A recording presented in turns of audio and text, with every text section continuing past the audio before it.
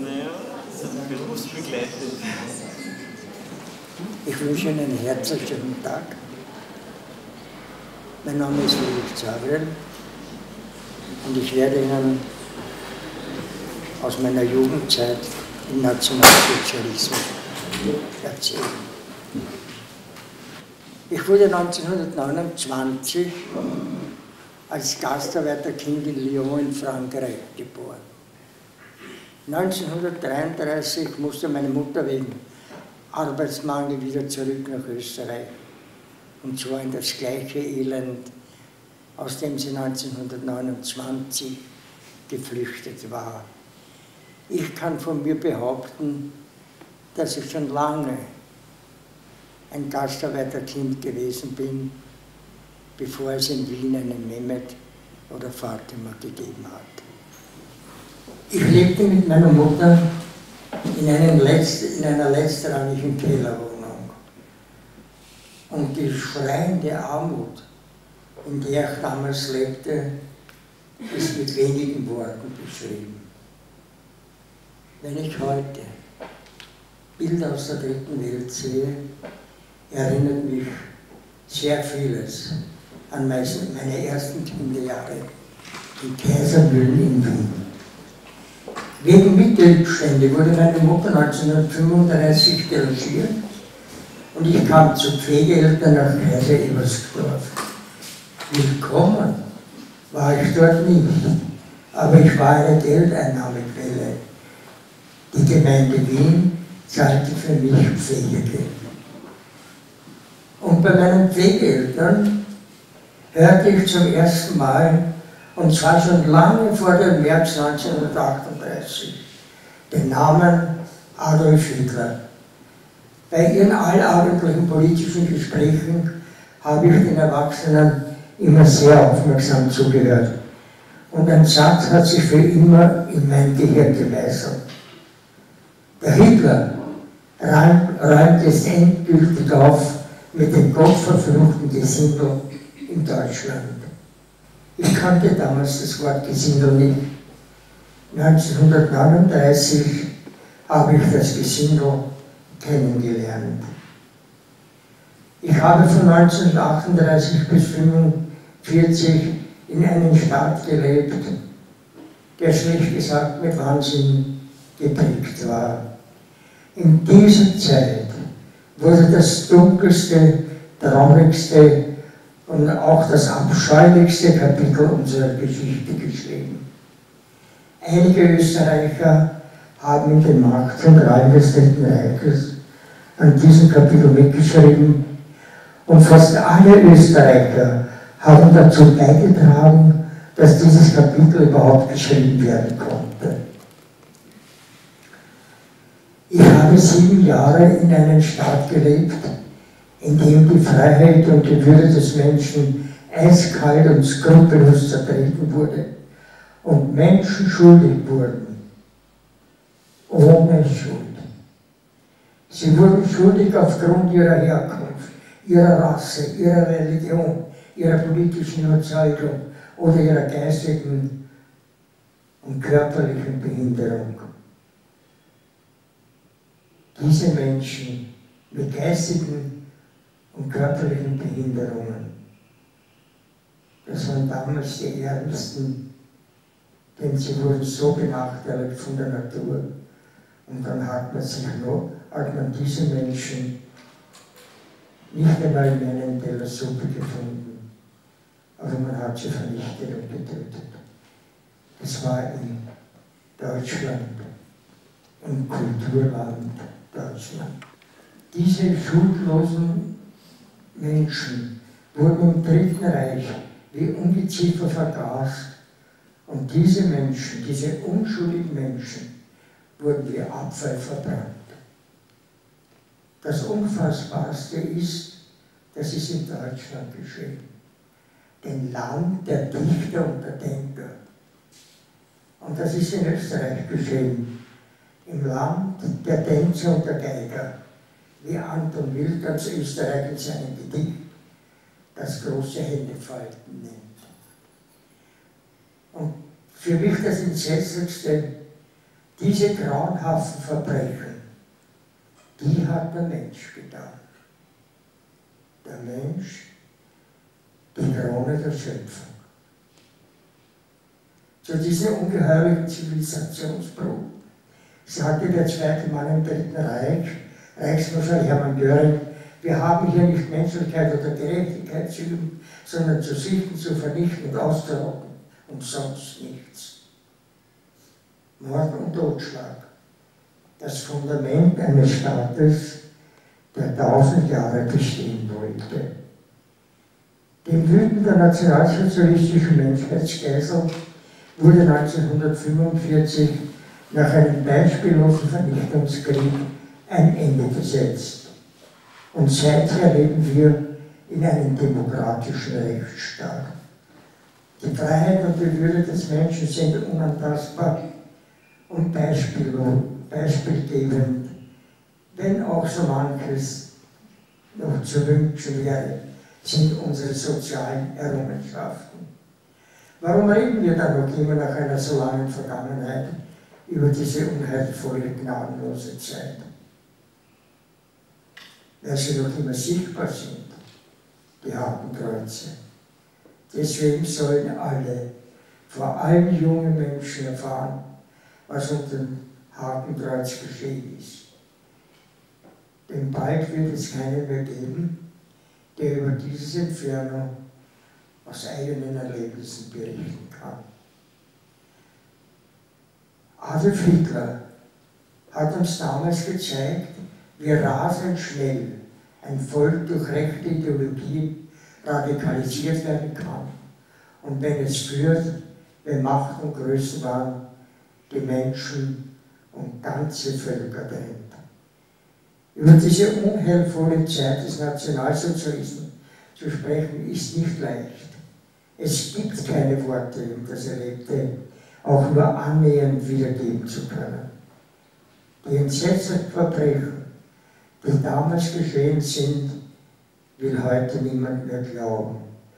Und für die nach Adolf Hitler Geborenen ist es kaum vorstellbar, dass ihre Großväter, Urgroßväter, Väter Bürger eines Unrechtsstaates waren, der das blutigste Entfernung der Weltgeschichte ausgelöst hat.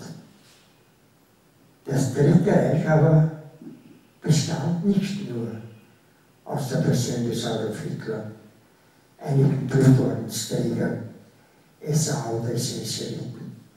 Das Dritte Reich bestand aus einem 75 Millionen Volk, welches mit überwältigender Mehrheit und mit enthusiastischer Begeisterung, das habe ich als 9-jähriges Kind in Österreich erlebt, hinter dem Gründer des Dritten Reiches, dem Österreicher Adolf Hitler stand, der nach einer 7-jährigen Staatenlosigkeit.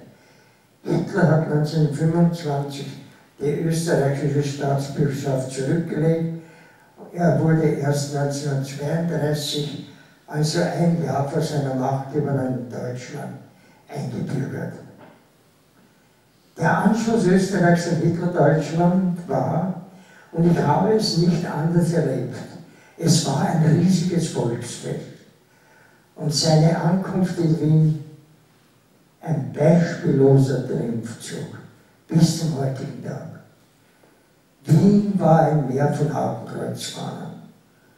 Auch von allen Kirchtürmen wehten die Hakenkreuzfahnen.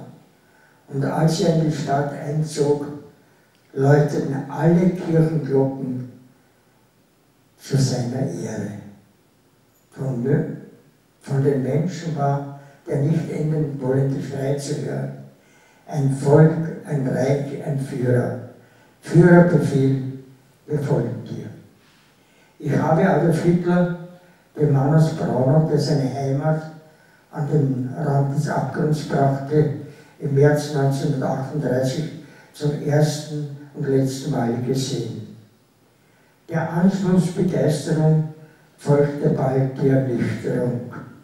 In der Nacht vom 9. zu 10. September 1938 brannten in Wien die Tempel und die Synagogen.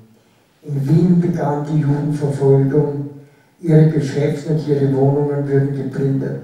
Von den Schulen und Universitäten wurden sie verjagt und vom öffentlichen Leben total ausgeschlossen. 1941 wurden diese Menschen mit dem Davidstern gebrandmarkt. Und erbarmungslos auch kleine Kinder ab dem 6. Lebensjahr. Und auf den Parkbänken war zu lesen, nur für Arier, für Juden verboten. Ein alter Mann, eine alte Frau sind mir schuldig geworden, weil sie eine andere Religion hatten. Und die Kulturmenschen, die Kulturehrenmenschen haben solchen Menschen verweigert, sich eine halbe Stunde ausruhen zu dürfen auf einer Bank. Der Regen spült im Laufe dieser Zeit die Kulturschande von den Parkbänken, an die sich keiner mehr erinnern konnte, 1945.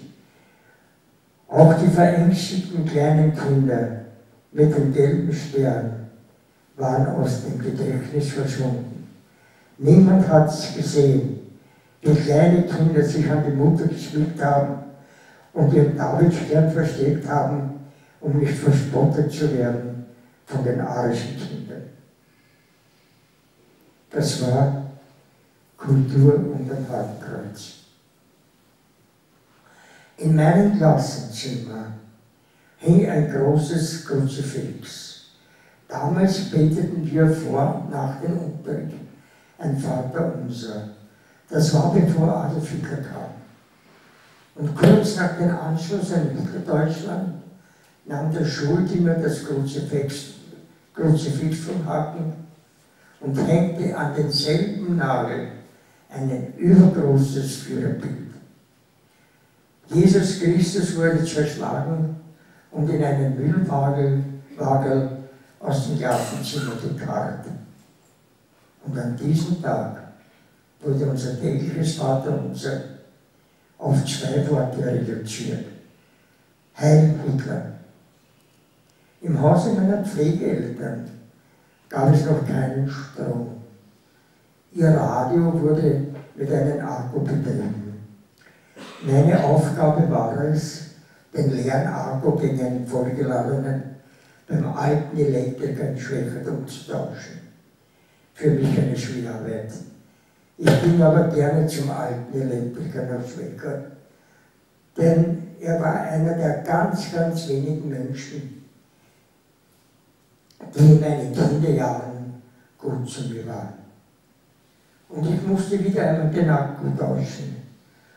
Und so wie immer ging ich zum alten Elektriker nach Schwächert. Schon von Weitem sah ich, dass viele Menschen vor dem Geschäft versammelt waren. Und was ich jetzt sah, gehört zu den grausamsten, aber auch traurigsten Erinnerungen an meine Jugendzeit im Nationalsozialismus. Der alte Mann hatte seine Hände über den Kopf verschränkt und 2 SA-Männer prügelten ihn in Richtung Hauptplatz, begleitet von den Beschimpfungen, Spott und Hohngelächter der Ostwerker.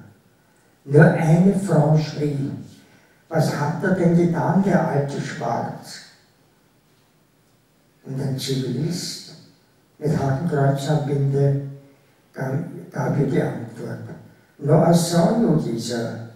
Und jetzt wird Schluss gemacht mit den gottverfluchten Gesindel. Jetzt wusste ich, wer damals bei den politischen Gesprächen mit Gesindel gemeint war. Ich aber werde für immer dankbar sein, dass ich den gottverfluchten Gesindel begegnet bin, in einer Zeit, die keine Gnade kannte und in der die braunen Herrenmenschen jede Menschlichkeit zertreten haben unterm Hakenkreuz.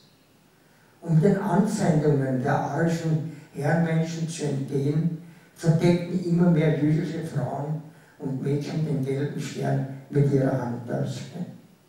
Die Hitlerjugend, das waren die 16-, 17-, 18-Jährigen, wurden zum Streifendienst beordert. Und sie waren entsetzlich grausam, wenn sie fündig wurden. Ich habe in der Praterstraße einmal beobachtet, wie sie ein kaum 18-jähriges Mädchen spitalreif schlugen. Nach einigen Ohrfeigen, nach einigen Fausthieben sank dieses Mädchen zu Boden. Und sie versuchte sich wieder aufzuheben und hat dann zu den drei HJern gesagt, und ich werde es nie und nie vergessen. Sie hat gesagt, was habe ich denn euch getan?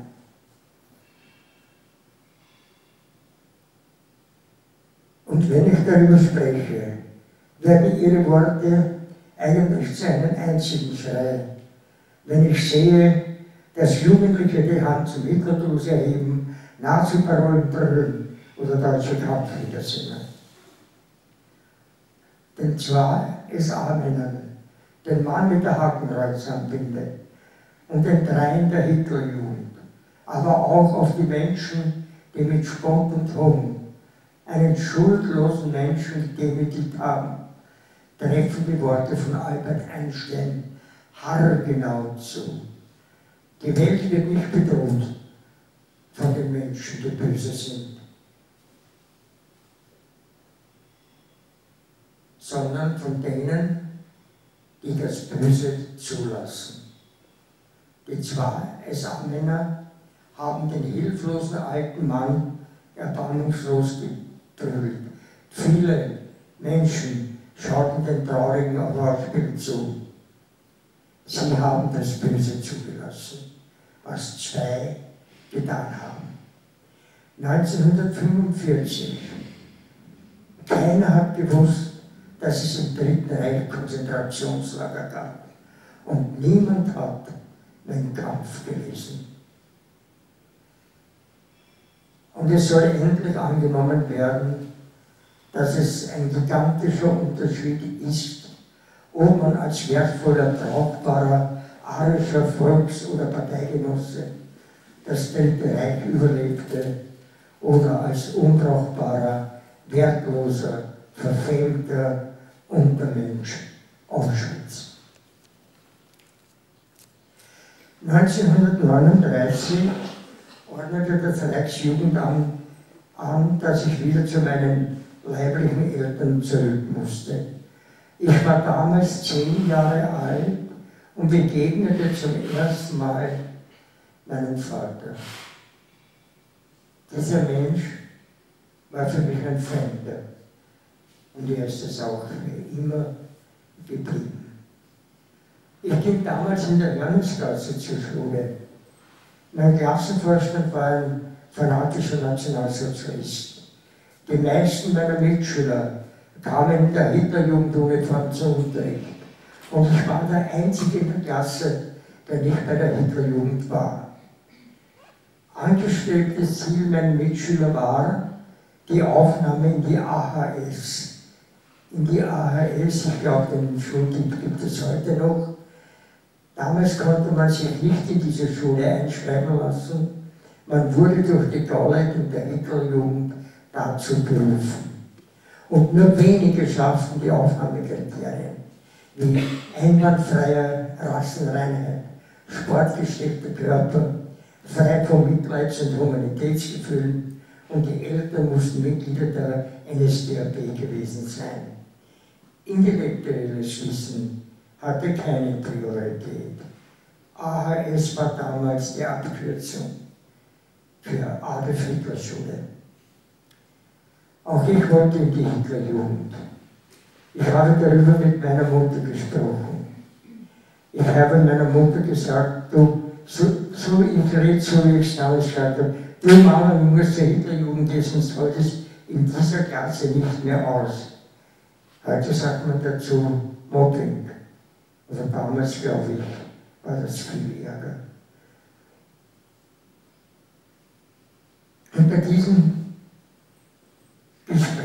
wo ich meine Mutter um die Eingliederung zur Hitlerjugend gebeten habe. Bei diesem Gespräch erfuhr ich, was meine Mutter schon längst wusste. Und ich sage es wieder so wie damals. Fritzl, du darfst nicht zur Hitlerjugend. Du bist von der Hitlerjugend ausgeschlossen.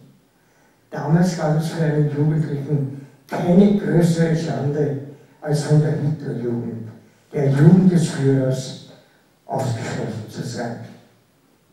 Mein Vater war aufgrund seines Vorlebens für wehrunwürdig erklärt.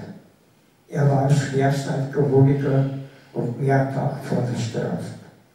Ich wurde deshalb als erblich schwerstens belastet eingestuft und war deswegen minderwertig für die Volksgemeinschaft. Die braunen Herrenmenschen haben mein Leben zerstört, das kaum begonnen hatte. Ich bin heute 83 Jahre alt und ich weiß nicht, wie es ist, betrunken zu sein.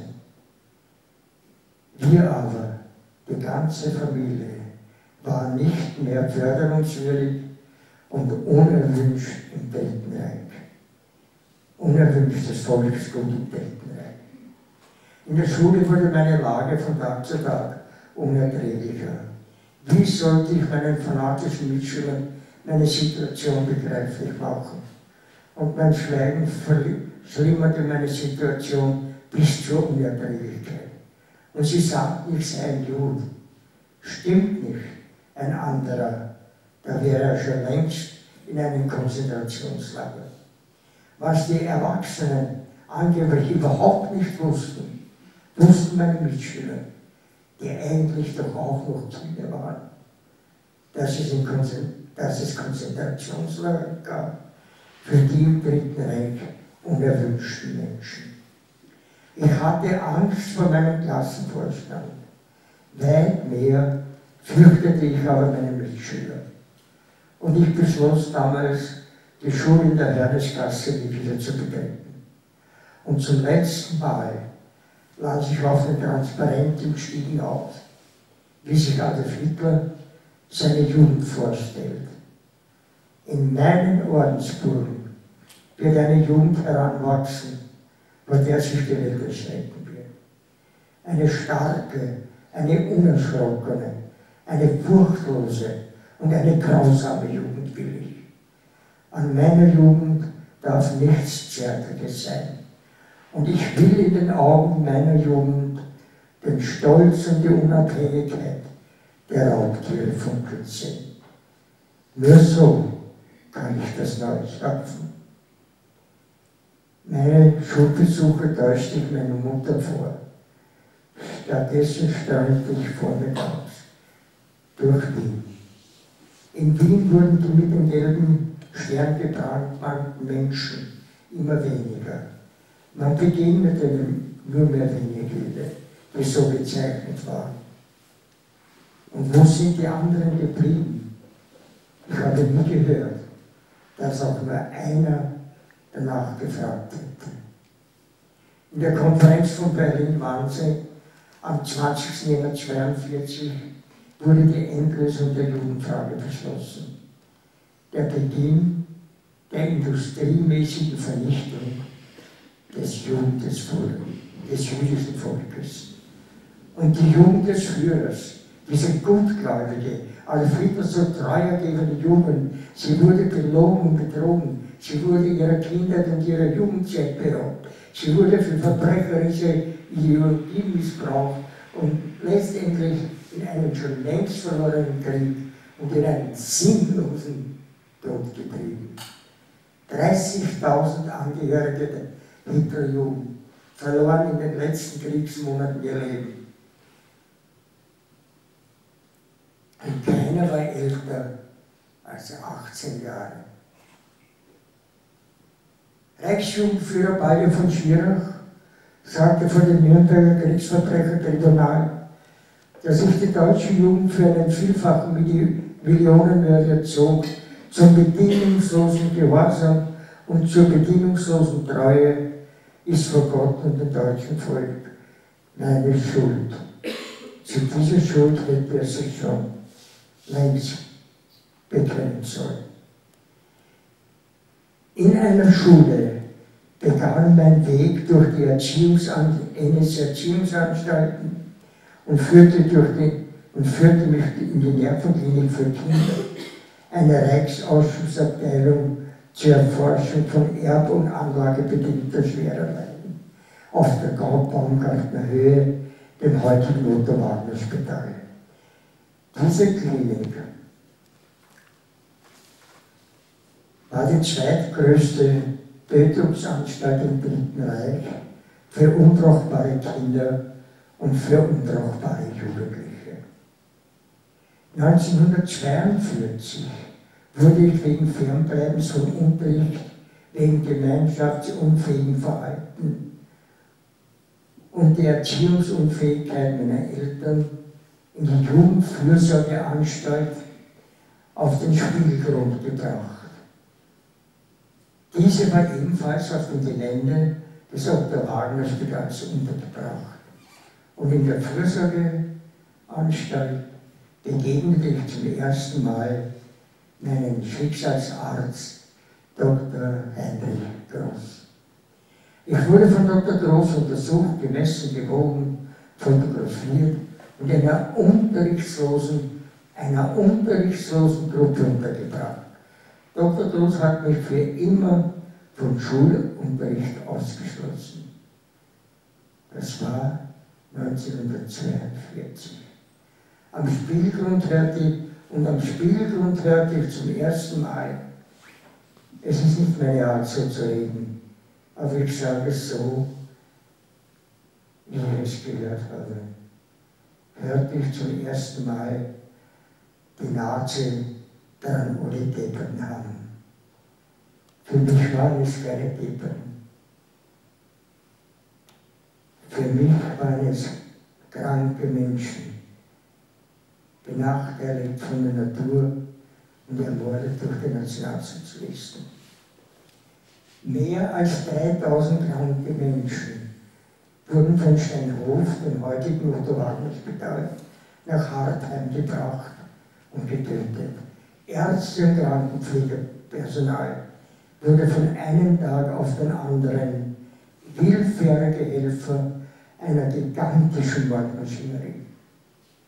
Ich kam für ein paar Tage in eine Anstalt, in der nur Kinder von schweren Alkoholikern oder Schwerkriminellen untergebracht wurden. Diese Kinder waren alle erbisch schwerstens belastet und minderwertig für die Volksgemeinschaft. Und das nur aufgrund ihrer Herkunft. Seit damals weiß ich es ganz genau, dass man schuldig werden kann ohne Schuld. 1942 wurde ich in das psychiatrische Krankenhaus nach Ybbs an der Donau in eine Jugendabteilung, eine Außenstelle von Spiegelgrund verlegt. Die Jugendabteilung war durch eine massive Eisengitterwand von den Räumlichkeiten der Erwachsenen getrennt. Und hinter dem Eisengitter sah ich so zusammengepferchte Menschen. Der Spiegelgrund fiel mir wieder ein. Und es war ein derart erschrecklicher Anblick. Und eines werde ich nie vergessen. An diesem Tag, als ich diese zusammengepferchten Menschen sah, begleitete mich die Angst bis 1945. Ein Mensch streckte mir seine Hände durch die Gitterstäbe entgegen, faltete sie wie zu einem Gebet und schaute mich wortlos an. Ich wusste nicht, was er wollte. Nach langem Hin und Her gestikulieren hat er seine rechte Hand fallen gelassen und nur wirklich mit aller Mühe bis zu seinem Mund gebracht und hat mir gezeigt, er möchte etwas zum Essen haben. Trotz strengstem Verbot habe ich diesen Menschen alle Brotreste gebracht, die ich in der Jugendabteilung finden konnte. Im Dritten Reich waren diese vom Leben so schwer benachteiligten Menschen unnütze Esser. Humanität und Barmherzigkeit kannte man nicht unterm Hakenkreuz. Mit den paar Brotresten, die ich den Menschen gegeben habe, habe ich ein Schreien ausgelöst, das nicht nachzuahmen ist. Heute weiß ich, dass ich ihn damals schreien hörte. Den Kranken, den entwürdigten Menschen, der sein Schicksal ahnte oder vielleicht sogar schon wusste. Und wegen dieser Untat prügelten mich 2 Krankenpflegerspitalschefs. Diesen Herrenmenschen ging ich nicht einmal bis zur Gürtellinie. Und doch haben sie auf mich hingetreten, dass ich geglaubt habe, jetzt ist alles zu Ende.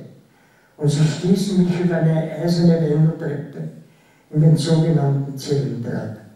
Sie prügelten mit ihren Schlagstöcken mein Gesäßwund und sperrten mich in eine Zelle, in der auch das Bett und die Kopfpostauflage alles auf Beton war. Ich hatte Schmerzen, ich habe geheult. Ich war damals 13 Jahre alt. Der Anstaltsarzt verweigerte jede ärztliche Hilfe und sagte, das heilt schon wieder. Jetzt wirst du dir merken, dass es verboten ist, was du getan hast. Ich habe einen kranken Menschen ein paar Brotreste gegeben. Im Dritten Reich eine Untat unterm Hakenkreuz. Ich wurde auf die Abteilung für Jugendliche zurückgebracht. Und hinter der Gitterwand war der Raum leer. Wenn mich heute jemand fragt, welcher der schlimmere Anblick war, der mit Menschen gefüllte Saal oder der Leere, dann werde ich mich immer für den Leeren entscheiden. Denn jetzt habe ich ganz genau gewusst, die Herren Nationalsozialisten ermorden hilflose, wehrlose Menschen. Yps gehört auch zu den traurigsten Erinnerungen an meine Jugendzeit im Nationalsozialismus. Dokumentiert ist, die im psychiatrischen Krankenhaus Yps an der Donau angebrachten Menschen wurden in Hartheim in Oberösterreich getötet. 1942 wurde das Krankenhaus in Yps von der Wehrmacht als Lazarett beschlagnahmt.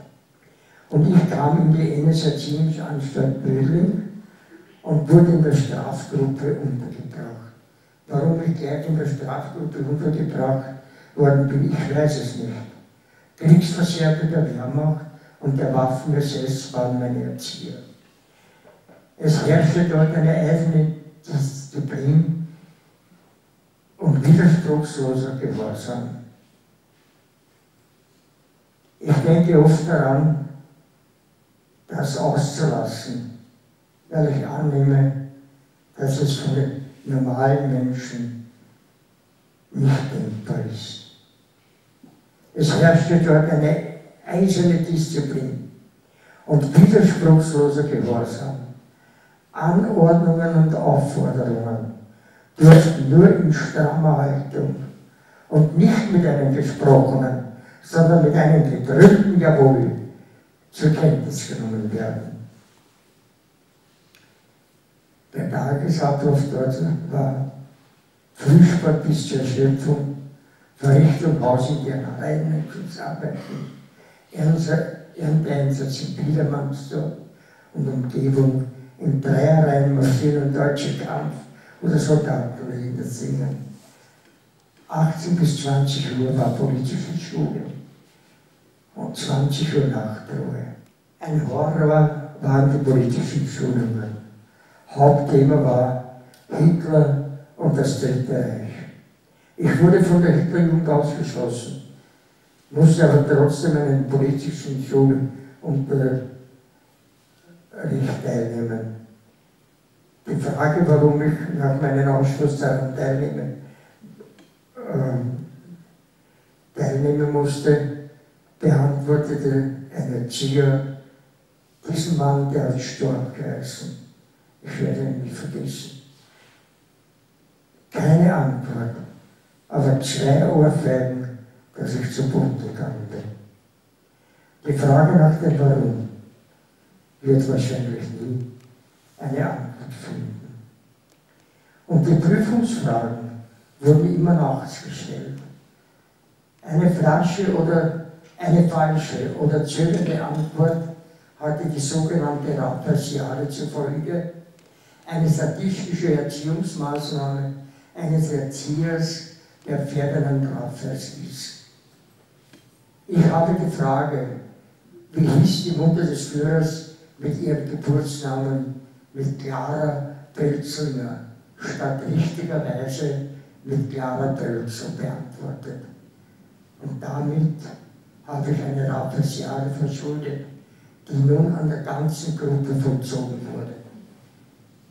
Man musste sich bis auf die Unterhose ausziehen und froschhüpfend an den Erzieher vorbei und einmal den linken Fuß und einmal den rechten Fuß heben. Und jedes Mal gab es einen Schlag auf die Fußsohlen, sodass viele Jugendliche am nächsten Tag nicht einmal in die Schule konnten. Aber an diesem Tag ist mir alles gleichgültig geworden. Ich verweigerte Gehorsam und Essensaufnahmen. Und ich dachte, dass es nirgendwo schlimmer sein könnte als hier. Ich habe mich in meinem Leben oft geirrt. Aber auch das war ein Irrtum. Als eine Reihe von statistischen Sondererziehungsmaßnahmen wirkungslos blieben, ordnete der Austrittspsychiater Winkelmeier meine Einweisung in die Nervenklinik für Kinder auf der Baumgartner Höhe an, wie man die Euthanasieklinik fälschlicherweise bezeichnete. Das war im Jänner 1943. Der Haupteingang war damals genauso wie heute. Die Fürsorgeanstalt fiel mir wieder ein und der Satz, die Nazi-Tranolität vernahm. Ich hatte unbändigste Angst. Ich hielt mich an den Gitterstäben fest. 2 Pfleger kamen den Erzieher zu Hilfe, drehten mir die Hände auf den Rücken und zerrten mich wie ein Stück Vieh auf den Pavillon 17. Nach 1945 werden Sie alle sagen, wir haben ja nur unsere Pflicht getan. Ärzte und Krankenpfleger haben es sich zur Pflicht machen lassen, kranke Kinder zu Tode zu quälen, mit Medikamenten zu töten oder mit Injektionen. Und sie werden sich für ihre Pflichterfüllung nicht einmal 1945 nicht einmal schämen. Meine Erziehbarkeit und mein Wert für die Volksgemeinschaft sollte durch den Leiter der Klinik, Obermedizinalrat Primarius Dr. Ernst Illing, ein D4-Gutachter, festgestellt werden. Einspruchsrecht gegen seine Gutachten gab es nicht. Sie hatten sofortige Rechtskraft und ich hatte schreckliche Angst vor seinem Urteil, denn Diagnose war das nicht. Es war ein Urteil, nicht mehr erziehbar. Ein solches Urteil hatte zur Folge, dass ich in ein Jugendkonzentrationslager eingewiesen worden wäre. Burschen kamen nach Moringen, Mädchen nach Uckermark. Überlebte ein Jugendlicher trotz unmenschlicher Behandlung einen gewissen Zeitraum, war eine Entlassung auf Bewährung möglich. Aber nur ganz wenige überlebten die Hölle der Konzentrationslager. Dann, und das hieß damals, vernichten durch Arbeit. Auch das ist geschehen unter dem Hakenkreuz. Mein Fluchtversuch aus dieser Klinik ist gescheitert. Nur mit einem Spitalsnachthemd und Handschuh bekleidet, wurde ich in eine leere Zelle gesperrt. Essen musste ich stehend oder auf dem Boden sitzend. Um jedes Glas Wasser musste ich bitten. Und das Grausamste war, das massiv vergitterte, abgesperrte Zellenfenster hatte Milchglasscheiben. Ich konnte nicht sehen, ob der Himmel da draußen grau und blau ist. Nur durch einen kleinen Riss in einer der Milchglasscheiben habe ich den Abtransport von Kinderleichen aus dem Pavillon 15 gesehen.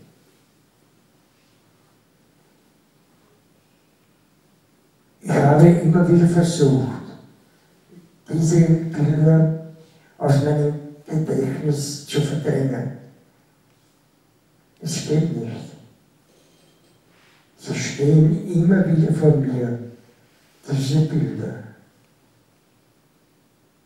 Kleine Kinder, 2 Jahre, 3 Jahre, 5 Jahre, haben die Totengräber, möchte ich sagen, unter den Arm genommen, ein Kind links, ein Kind rechts, sind zu einem Wagen gegangen, auf dem eine tagähnliche Kiste darauf gelegt ist, und da haben sie diese Kinder hineingelegt. Ich hatte damals, wie ich das gesehen habe, eine so unvorstellbare Angst bekommen. Und jetzt habe ich jeden Zweifel beiseite gegeben. Sie töten auch kleine Kinder. Auch ich wurde einigen fürchterlichen Behandlungen unterzogen. Minderhalten, Wickel- und Wasserbehandlungen, Schädelröntgen, Brechreizinjektionen. Und auch mir wurden die verschiedensten Medikamente bereicht. Und einmal habe ich meinen ganzen Mut zusammengenommen und habe zu dem Pfleger schon gesagt, Herr Pfleger, bitte, warum muss ich denn diese Pilze überhaupt nehmen? Ich bin doch nicht krank. Ich werde durch diese Pulvertrag. Ich kann immer mehr gescheit gehen, ich sitze in der Zelle. In der Ecke, ich kann mich kaum bewegen. Und ich weiß nicht, ist heute Montag oder ist Freitag und so. Warum muss ich denn das nehmen? Und da hat dieser Mann, und das habe ich in sein Verhalten, habe ich in keinem Reichsgesetz gefunden, hat zu mir gesagt, du willst die Pulver nicht mehr nehmen? Sag mir, nein, ich bin ja nicht krank. Und da hat er die Tür zugemacht. Und ich war damals einen Augenblick glücklich, weil ich gesagt habe, warum hast du dich nicht schon vorher gemeldet? Dann wärst du schon längst von den Medikamenten befreit gewesen. Aber auch das war sogar ein schrecklicher Irrtum. Nach einigen Minuten ist die Türe aufgegangen. Der Pfleger Vortrag ist mit 2 weiteren Pflegern gekommen. Das war ein einziger Hieb ins Genick. Ich bin auf den Fußboden gefallen und auf den Bauch gelegen. Dann haben sie mir die Hände zurückgedreht bis zum Kopf herauf. Das hat so fürchterlich weh getan. Und auch die Füße dazu. Das hat am Steinhof niederhalten geheißen. Und der Gewichtigste hat sich draufgelegt. Und der Herr Vorschlag ist mir mit den Fingern in die Nasenlöcher gefahren, hat den Mund aufgerissen. Der andere hat darauf gedrückt, dass mein Mund aufgegangen ist. Dann haben sie mir die Pulver hineingegeben und Wasser darauf geleert. Da wäre ich bald gestorben. Sie haben mich dann auf den Boden liegen gelassen und sind gegangen. Und ich habe lange, lange gebraucht, bis ich mich wieder bewegen habe können. Und am nächsten Tag geht wieder die Zellentür auf Und der Pfleger, du hast ja gesagt, ach, du nimmst ja die Medikamente. Und ich habe gesagt, Herr Pfleger, bitte, ich nehme es schon wieder, weil ich Angst gehabt habe, dass mir das noch einmal passiert. Und nun kommt der Schuldige, auch einer, der nur seine Pflicht getan hat. Na, so einfach ist das nicht mehr. Du wirst jeden Tag in ganz strammer Haltung die Hände so quasi an den Hosennecken den Herrn Pfleger bitten um deine Medikamente, dass du bald gesund wirst. Und so ist es weitergegangen. Die Zelle wurde aufgesperrt, ich bin in Hauptstellung gestanden. Bitte, Herr Pfleger, ich bitte um meine Medikamente, dass ich bald wieder gesund werde. Versuchen Sie das einmal 3 Wochen auszuhalten. Das war die erste Demütigung. Und diese Demütigung, die was diese Pfleger getan haben, hat nie einen irdischen Richter gefunden. Ab 14 Uhr herrschte auf Babylon 17 eine angstmachende Stille. Auch das gibt es. Stille kann Angst machen. Um diese Zeit wurden die zur Tötung vorgesehenen Kinder oder Jugendliche auf den Babylon 15 verlegt, denn nur auf Babylon 15 wurde getötet. Ich wurde um 14 Uhr auf Babylon 15 gebracht. Wie mir damals zumute war, da finde ich bis zum heutigen Tag keine Worte. Ich habe an meine Mutter gedacht, mein 14-jähriges Leben damals ist wie ein Trümmerhaufen an mir vorbeigerafft und ich war fest überzeugt, ich komme auf meine alte Abteilung nicht mehr zurück. Ich musste mich in einen kleinen Raum ausziehen und ich habe mich ausgezogen bis auf die Unterhose. Und dann hat der Pfleger gesagt, auch die Unterhose runter. Und dann habe ich einen Schüttelfrost gekriegt, einen Schweißausbruch. Ich weiß nicht, wie der stattgefunden hat, wie das geschehen konnte. Ich war so nass, als würde ich um einen draußen stehen. Dann ist die Türe aufgegangen und der Marius Iling, das war ein Sachse, den ich so schwer verstanden habe, ist in der Türe gestanden und hat gesagt, reinkommen. Und ich habe von diesem Menschen immer so fürchterliche Angst gehabt. Ich bin immer mit gebücktem Kopf an ihm vorbeigegangen. Und ich musste mich auf einen kleinen Tisch, vielleicht so halb so hoch wie dieser Tisch, stellen. Und bin noch immer zusammengegraut dort gestanden. Und auf einmal habe ich gespürt, einen Zeigeschlaf.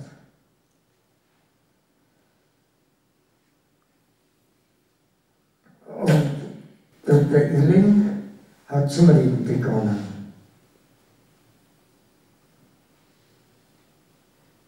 Und er erklärte seinen Schülerinnen und Schülern meine sichtbaren Merkmale meiner erbbiologisch und soziologischen Minderwertigkeit. Ich habe den Kopf gehoben und habe in einen Raum gesehen, der voll war mit Krankenschwestern, Schülerinnen. Und keine war älter als 18 Jahre. Ich wollte damals, dass sich die Erde öffnet und dass dieses Leben ein Ende nimmt. Ich habe mich so geschämt, mit 14 Jahren so vor so vielen Menschen vorgeführt zu werden. Das war eine meiner schlimmsten Demütigungen.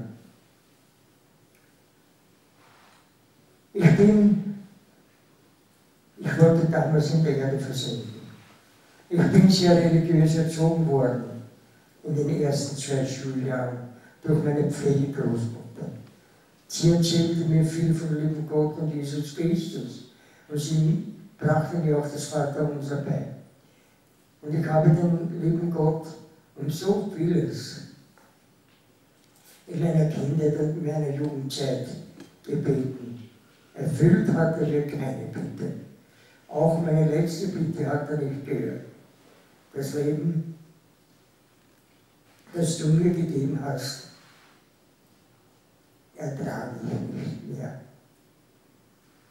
Beende dieses grausame Tun. Auch diese Bitte hat er nicht erfüllt.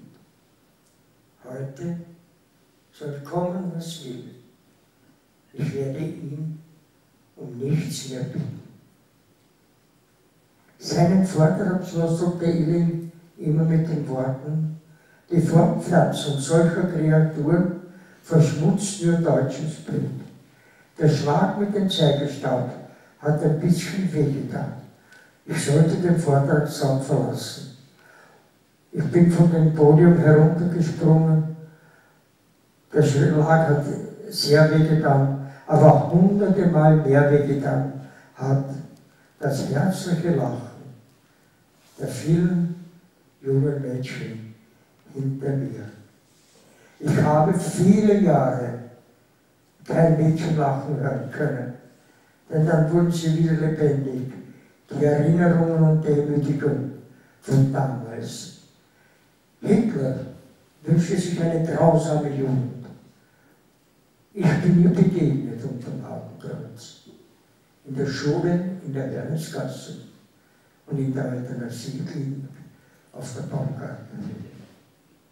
Anlässlich einer ärztlichen Visite habe ich Dr. Illing um eine Besuchserlaubnis von meiner Mutter gebeten und um Bücher. Ich habe diesen Menschen angefleht: Bitte, Herr Primarius, befreien Sie mich von den Milchglasscheiben, dass ich wenigstens sehen kann, ob der Himmel da draußen grau oder blau ist. Ich weiß, dass von meinem Zellenfenster ein Baum sieht. Ich höre ihn, wenn der Wind rauscht, aber ich sehe nicht. Und genauso geht es mir mit den vielen Vögeln, die in diesem Baum wohnen. Was habe ich denn getan, dass ich so behandelt werde? Herr Primarius, wenn ich noch lange in dieser Zelle bin, werde ich noch deppert. Und der Sachse, ein akademisch gebildeter Mensch, äffte meinen Wiener-Dialekt nach und sagte: Deppert wirst du nicht, deppert bist du schon und nie dich wieder. Ich musste mich vor den akademisch gebildeten Menschen, einen Arzt, niederknien und mit zwei wuchtigen Ohrfeigen beendete ein akademisch gebildeter Arzt seine ärztliche Visite. Auch das gab es unterm Hakenkreuz. Dr. Illing erklärte mich für einen nicht mehr erziehbaren Jugendlichen mit staatsfeindlicher Einstellung. Dadurch wäre mein Weg durch die Hölle im Dritten Reich besiegelt gewesen, hätte Adolf Hitler den Zweiten Weltkrieg gewonnen. Am 21. März 1944 sollte ich von der Polizei abgeholt werden. Eine Krankenschwester, und das ist für mich das Unfassbare, eine Krankenschwester verhalf mir zur Flucht. Nach Eintritt der kriegsbedingten Verdunkelung habe ich mich mehrmals mit meiner Mutter am Rochusmarkt getroffen. Sie hat mich so gut sie konnte unterstützt, doch die merkte ihr immer größer werdende Angst. Ich habe sie gefragt: Mama, wovon fürchtest du jetzt so? Und damals hat sie gesagt: Ich habe immer Angst, dass mir wer nachgeht.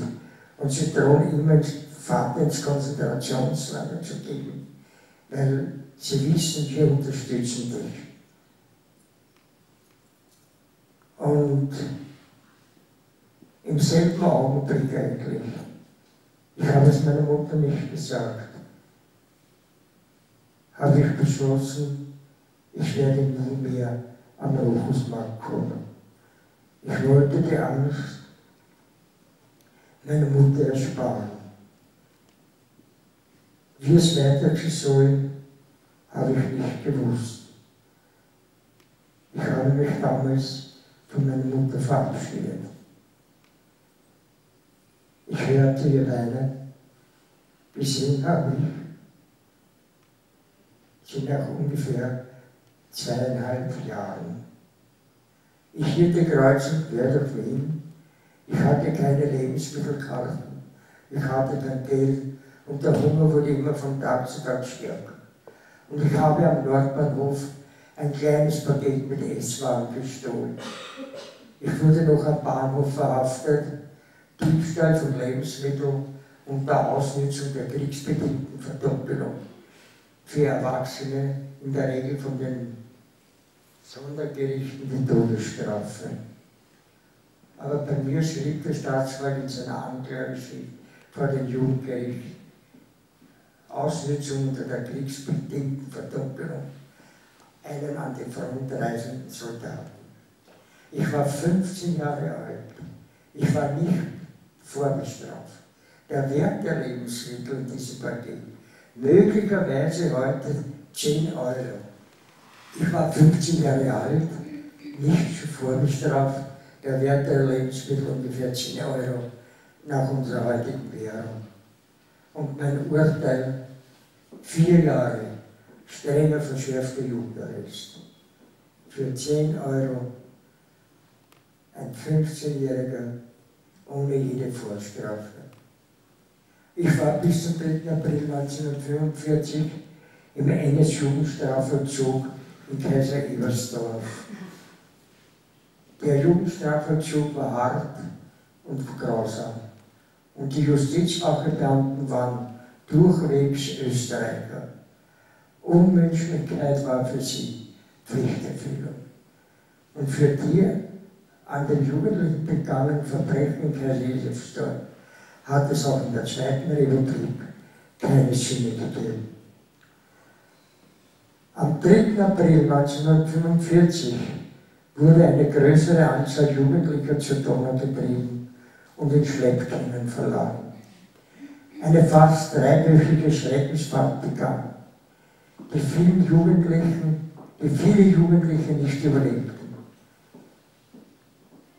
Wir sind von der Reichsbrücke weggefahren. Die erste Pause, die erste Anlage war Krems an der Donau. Da hat jeder Bub ein Stück Brot bekommen. Auf dem weiteren Weg nach Ibs an der Donau hat es die ersten Toten gegeben. Tote raus. Ich war viel zu schwach, ich habe nicht mithelfen können. Aber die etwas stärkeren haben die über diese Stiege, über diese Leiterstiege hinaufgehoben. Und die SS hat die Burschen angeschaut und einen kleinen Tritt gegeben und sie sind in die Donau gefallen. Ihre Eltern werden nie erfahren haben, wie ihr Sohn sein Leben beendet hat. Es war ein Trauerspiel.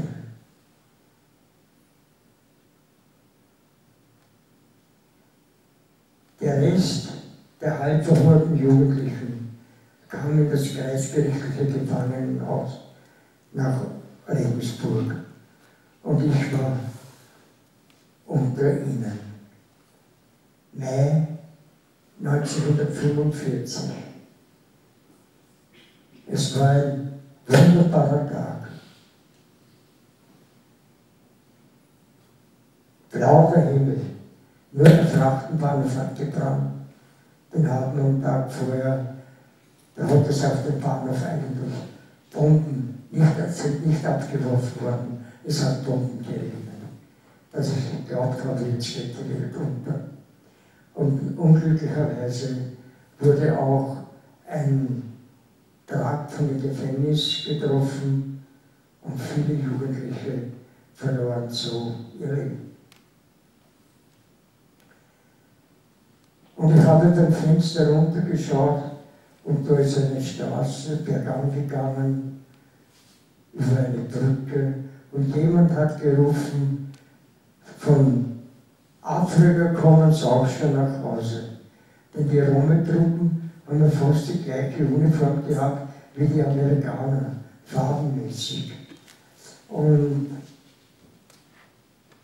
dann habe ich einen Jeep gesehen, der mit Höhentempo über den Berg hinuntergekommen ist und eingebogen ist in die Straße zu dem Gefängnis, weil jetzt schon alle Turm schrien und alle mit weißen Tüchern gewohnt und was es da alles so gegeben hat.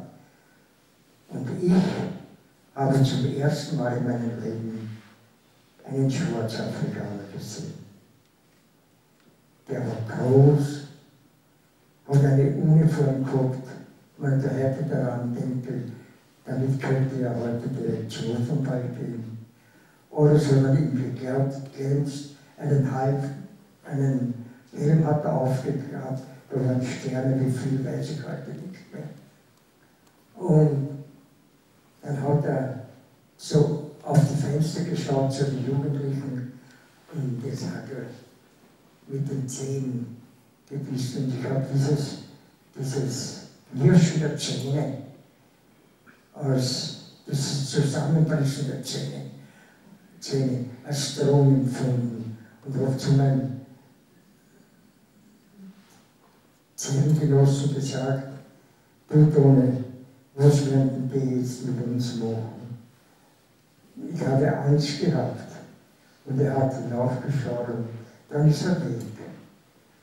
Und es hat nicht so lange gedauert, wurden die Zellentüren aufgesperrt. Es waren amerikanische Soldaten und Offiziere da, das waren aber lauter Weiße und die haben gefragt, warum und weshalb. Und ich habe ihnen ganz ehrlich gesagt, ich habe das und das gemacht und die haben den Kopf gefragt, die haben es mir nicht geglaubt. Die haben gesagt, das gibt es nicht. Und ich habe gesagt, oh ja, das hat es schon gegeben. No, und jetzt ist jetzt versprochen worden, die baldige Entlassung. Und die Zellentüren dürfen nicht mehr versperrt werden, wir dürfen uns innerhalb der Anstalt frei bewegen und so weiter. Dann sind sie fortgegangen. Und in 2 oder 3 Tagen gibt es die Entlassung. Und kaum waren diese Offiziere und Soldaten weg, hat der Schwarzafrikaner den Gang betreten. Der ist über die Stiegen raufgekommen und ist jetzt gestanden und hat uns alle angeschaut. Und ich habe gesagt zum Toni, du, ich habe so Angst, was soll ich machen? Sagt er, der tut da doch eh nichts. Und ich habe das nicht geglaubt und er hat immer die weißen Zähne, der war so schwarz, so wie der Rotfunden. Und die weißen Zähne, und nur dazu hat er dunkle Gläser getragen, zu dieser schwarzen Augen. Ich habe sie noch nie vorher gesehen. Und dann hat er es so gemacht. Also alle zu sich gewunken. Und ich bin hingegangen, weil er Angst gehabt hat, dass er ein bisschen traut oder was, wenn ich nicht folge. Und dann hat er wieder die Zähne gezeigt, hat in den Sack gegriffen und hat dann den Burschen Kaugummi verteilt, den er selber gekauft hat. Ich habe noch nie in meinem Leben einen Kaugummi gesehen. Ich habe nichts gewusst. Und wie er damals die Zähne gepfletscht hat, in meiner Meinung nach, hat er nur Kaugummi gekauft. Und das ist eigentlich einer meiner schönsten Erinnerungen an diese Zeit. Und jetzt möchte ich gerne der Professor Gross, der ist immer mit seinen Schülern, der war Schulleiter vom Allgemeinen Krankenhaus, lange. Und der ist immer auf die Gedächtnisstätte hinaufgekommen und hat mir immer die Schüler gebracht und wir haben, so wie sie jetzt irgendwie verlesen ist, haben wir gesprochen. Und zum letzten Mal, bevor ich so schwer krank geworden bin, war unter den Schülern ein Schwarzafrikaner, der war eigentlich eine wunderbare Erscheinung. Aber er war eben schwarz. Und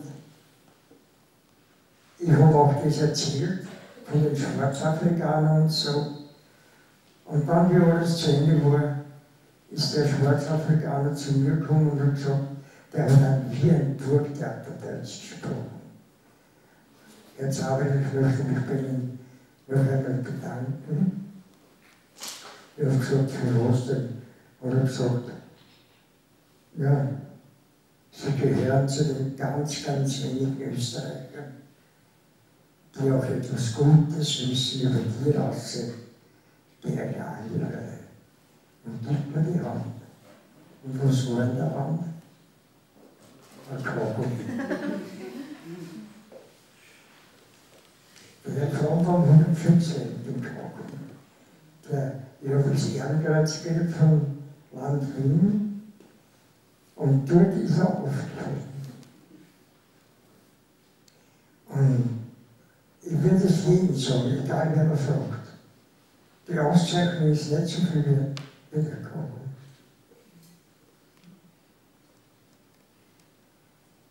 Amerikanische Soldaten öffnen die Zellentüren und sie durften nicht mehr zugestoßen werden, verschlossen werden. Ich bin vor der unversperrten Zelle am Boden gesessen und alles kam mir so unwirklich vor. Erst als amerikanische Sanitäterinnen kamen und ofenwarme Krapfen in Seidenpapier gewickelt verteilten und in großen Bechern heißen Kakao, begann ich den Beginn einer neuen Zeit zu ahnen. Ich war von den Geschehenen so ergriffen, dass ich diesen ersten helfenden Händen nicht einmal Danke sagen konnte. Meine Kehle war mit zugeschnürt. Helfende Menschen, unversperrte Zellentüren, in Seinen, das hat mir so in Seidenpapier gewickelte Krapfen und heißer Kakao. Jahrelang habe ich nur von trockenem Brot fantasiert. Diesen Tag zähle ich zu den wenigen glücklichen Tagen in meinem Leben. Denn an diesem Tag habe ich ganz genau gewusst, Hitler-Deutschland gibt es nicht mehr. 1945, das tausendjährige Reich war ein zerbombter, brennender Trümmerhaufen. Die Menschen, die einmal Adolf Hitler so zugejubelt hatten, irrten durch ihr vertrautes Land, verzweifelt und hoffnungslos. Kaum eine Familie, die nicht Tote zu beklagen hatte. In den Städten kaum eine Familie, die nicht ihr ganzes Hab und Gut verloren hatte. Und auch die vielen Toten nach 1945, Verhungerte, Erfrorene, Kranke ohne jede ärztliche Hilfe, hätte Adolf Hitler zu verantworten gehabt. Durch Selbstmord entzog er sich dem Gericht der Völker. Trotz diesem beispiellosen Inferno rufen Menschen, heute Menschen und nicht wenige, nach einem neuen Adolf Hitler. Oft hört man, da gehört nur der Hitler her, wenn von Obdachlosen, Suchtgiftkranken, Alkoholkranken, Behinderten oder Obdachlosen die Rede ist. Von solchen Menschen wünsche ich mir nur, dass sie so lange schweigen, bis sie wissen, worüber sie reden. Wenn ich Lobreden auf Adolf Hitler höre, wird mir immer eiskalt. Ich höre dann noch immer das immer leiser werdende Weinen der kranken Kinder, die auf der Kinderfachabteilung, auf der Baumgartner Höhe, auf den Balkonen der Babylons, der Winterkälte ausgesetzt waren, bis Minusgrade ihr kurzes, geschändetes, für medizinische Zwecke missbrauchte Leben beendete. Akademisch gebildete Menschen haben diese Tötungsart von wertlosen und unbrauchbaren Leben angeordnet. Und das Krankenpersonal war willfähriger Helfer. Das ist in Wien auf der Baumgartner Höhe geschehen, in der Kulturstadt Wien, unterm Hafenkreuz. Und auf der Baumgartner Höhe bin ich ihr begegnet, der beste Mensch. Sie war blendend weiß gekleidet und trug Stethoskope. Unter das Nachdenken und Reden über diese unheilvolle Zeit des Nationalsozialismus darf es keinen Schlussstrich geben.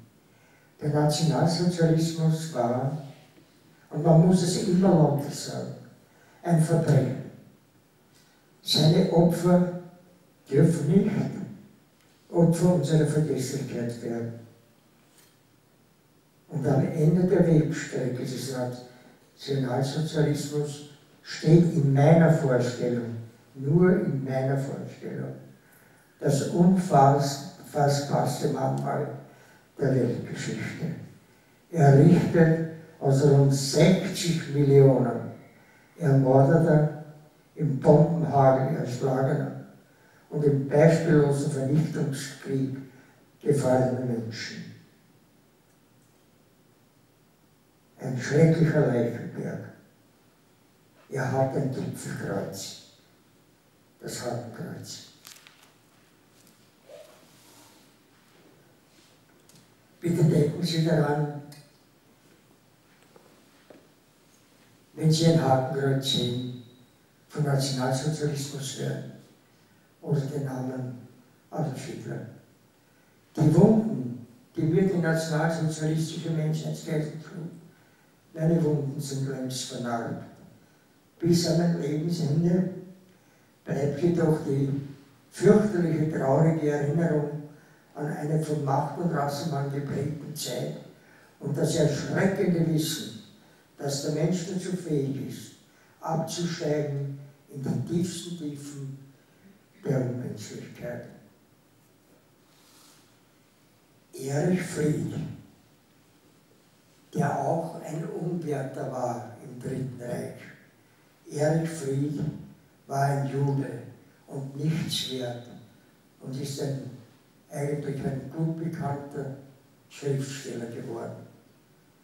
Und er hat auch ein Gedicht geschrieben über diese Zeit.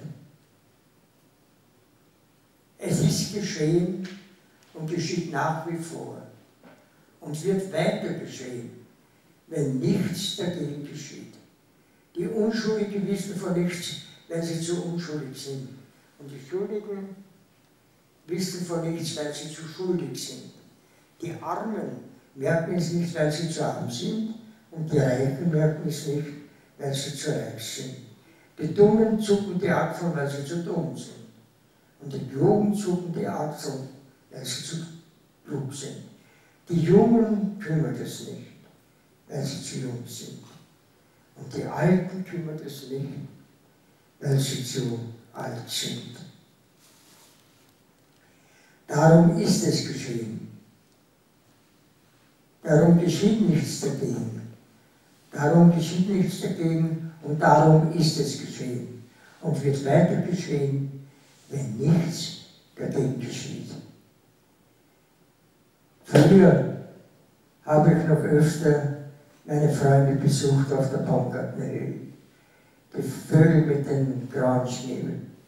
Sie sind damals in meiner Zelleneinsamkeit meine Freunde geworden. Und seit damals, als ich ihnen zum ersten Mal begegnete. Und damals kamen sie jeden Tag. Und einmal früher, einmal später.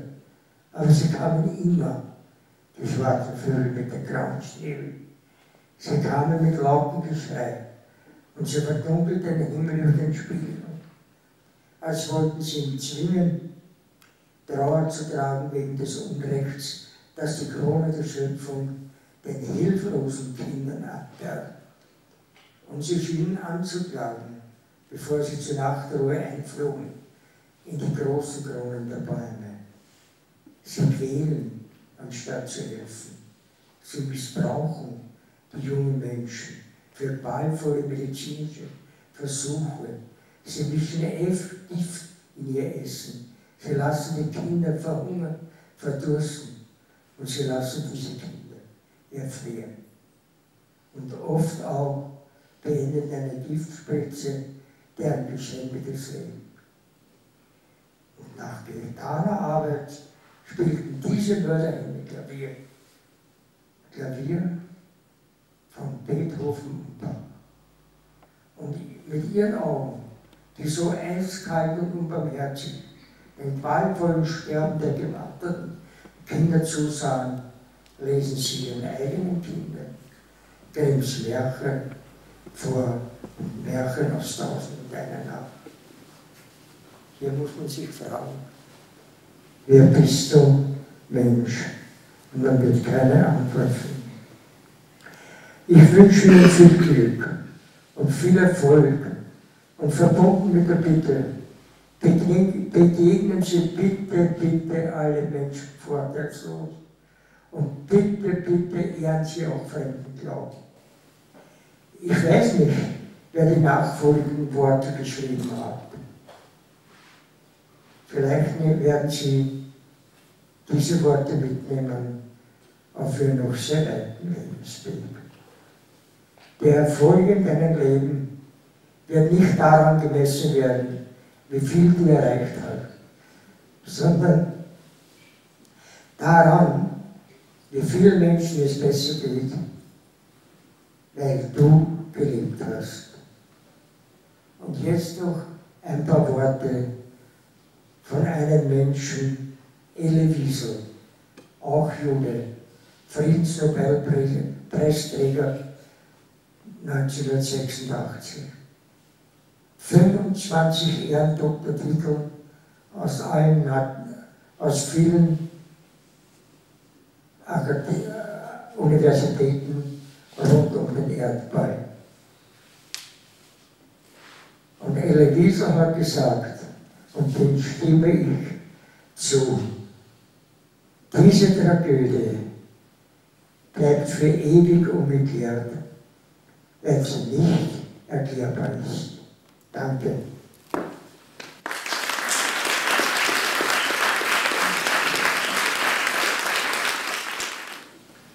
Und jetzt ist es so, ich bin schon in hunderten Schulen gewesen und immer das Gleiche. Die große Stille. Okay. Aber ich bin direkt stolz, wenn es so eine große Stille gibt. Ich weiß jetzt nicht genau diesen Burgschauspieler, entweder war es der Meinrad oder der Brandauer oder sonst jemand, aber ich habe es gelesen. Der hat in einem Interview einmal gesagt, wenn ich von der Bühne trete und die Leute klatschen sofort Applaus, da bin ich unglücklich. Ja, da weiß ich, dass ich schlecht gewesen bin. Wenn sie schweigen und ruhig sind, dann weiß ich, dass es gut war, was ich getan habe. Und so kann man sie adressen, ganz recht still. Bei mir ist es so wie jetzt. Ich versuche immer, diese Bilder nicht zu sehen, die ich einmal gesehen habe, wenn ich darüber rede. Aber es geht nicht immer. Und dann kommt es, dass man wieder so, dann kommt es wieder so in sich rauf. Da kann ich oft selber gar nicht weiterreden. Aber so gut es geht, und ich glaube schon, dass mich die meisten verstehen. Das Kosovo und diese Länder, da mache ich mir oft bei der älteren Generation, also so in mir, aber ein bisschen jünger auch noch, da mache ich mir immer Feinde, weil ich das ganz einfach nicht leiden kann, wenn geschimpft wird, dass Menschen zu uns kommen und arbeiten wollen. Ja. Und einmal habe ich was ganz verscherzt mit einer Diskussion. Da habe ich gesagt, bitte, bitte, was haben die gemacht, die von Kosovo und von Serbien und von Rumänien und von Bulgarien zu uns gekommen sind? Was haben die uns gemacht? Arbeiten sind sie gegangen. An Verdienst haben sie sich gesucht, dass sie mit ihrer Familie leben können. Aber auch wir waren Arme in ihre Länder. Was haben wir gemacht? Zerbombt, zerbrannt und gemordet. Und dann sind sie aufgestanden und sind fortgegangen. Aber ich war froh, dass sie gegangen sind. Weil mit solchen Leuten will ich nichts tun. Weil ich habe Arme auch Sprüche gelesen und das hat mich, ich lese Lyrik sehr gerne. Und der Satz hat mich eigentlich geprägt und mir viel mitgegeben. Die Erde hätte genug für alle, aber viel zu wenig für die Gier des Einzelnen. Und das ist aber gut. Ne? Ich habe diesen Dr. Gross erlebt,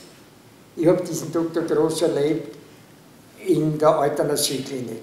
Ich habe gewusst, wer er war. Ja. Und ich bin ihm nach ungefähr 33 Jahren noch einmal begegnet. Und er ist genauso vis-à-vis von mir gesessen.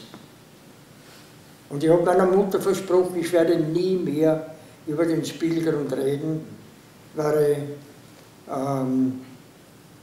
ich 2 kleine Schwestern gekriegt habe und dass die ruhig in der Schule haben, dann wann das wieder in die Zeitungen kommt und so.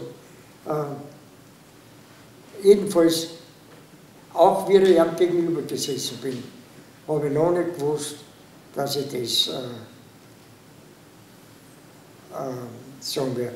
Und ich war auch deswegen, bin ich psychiatriert worden auf Antrag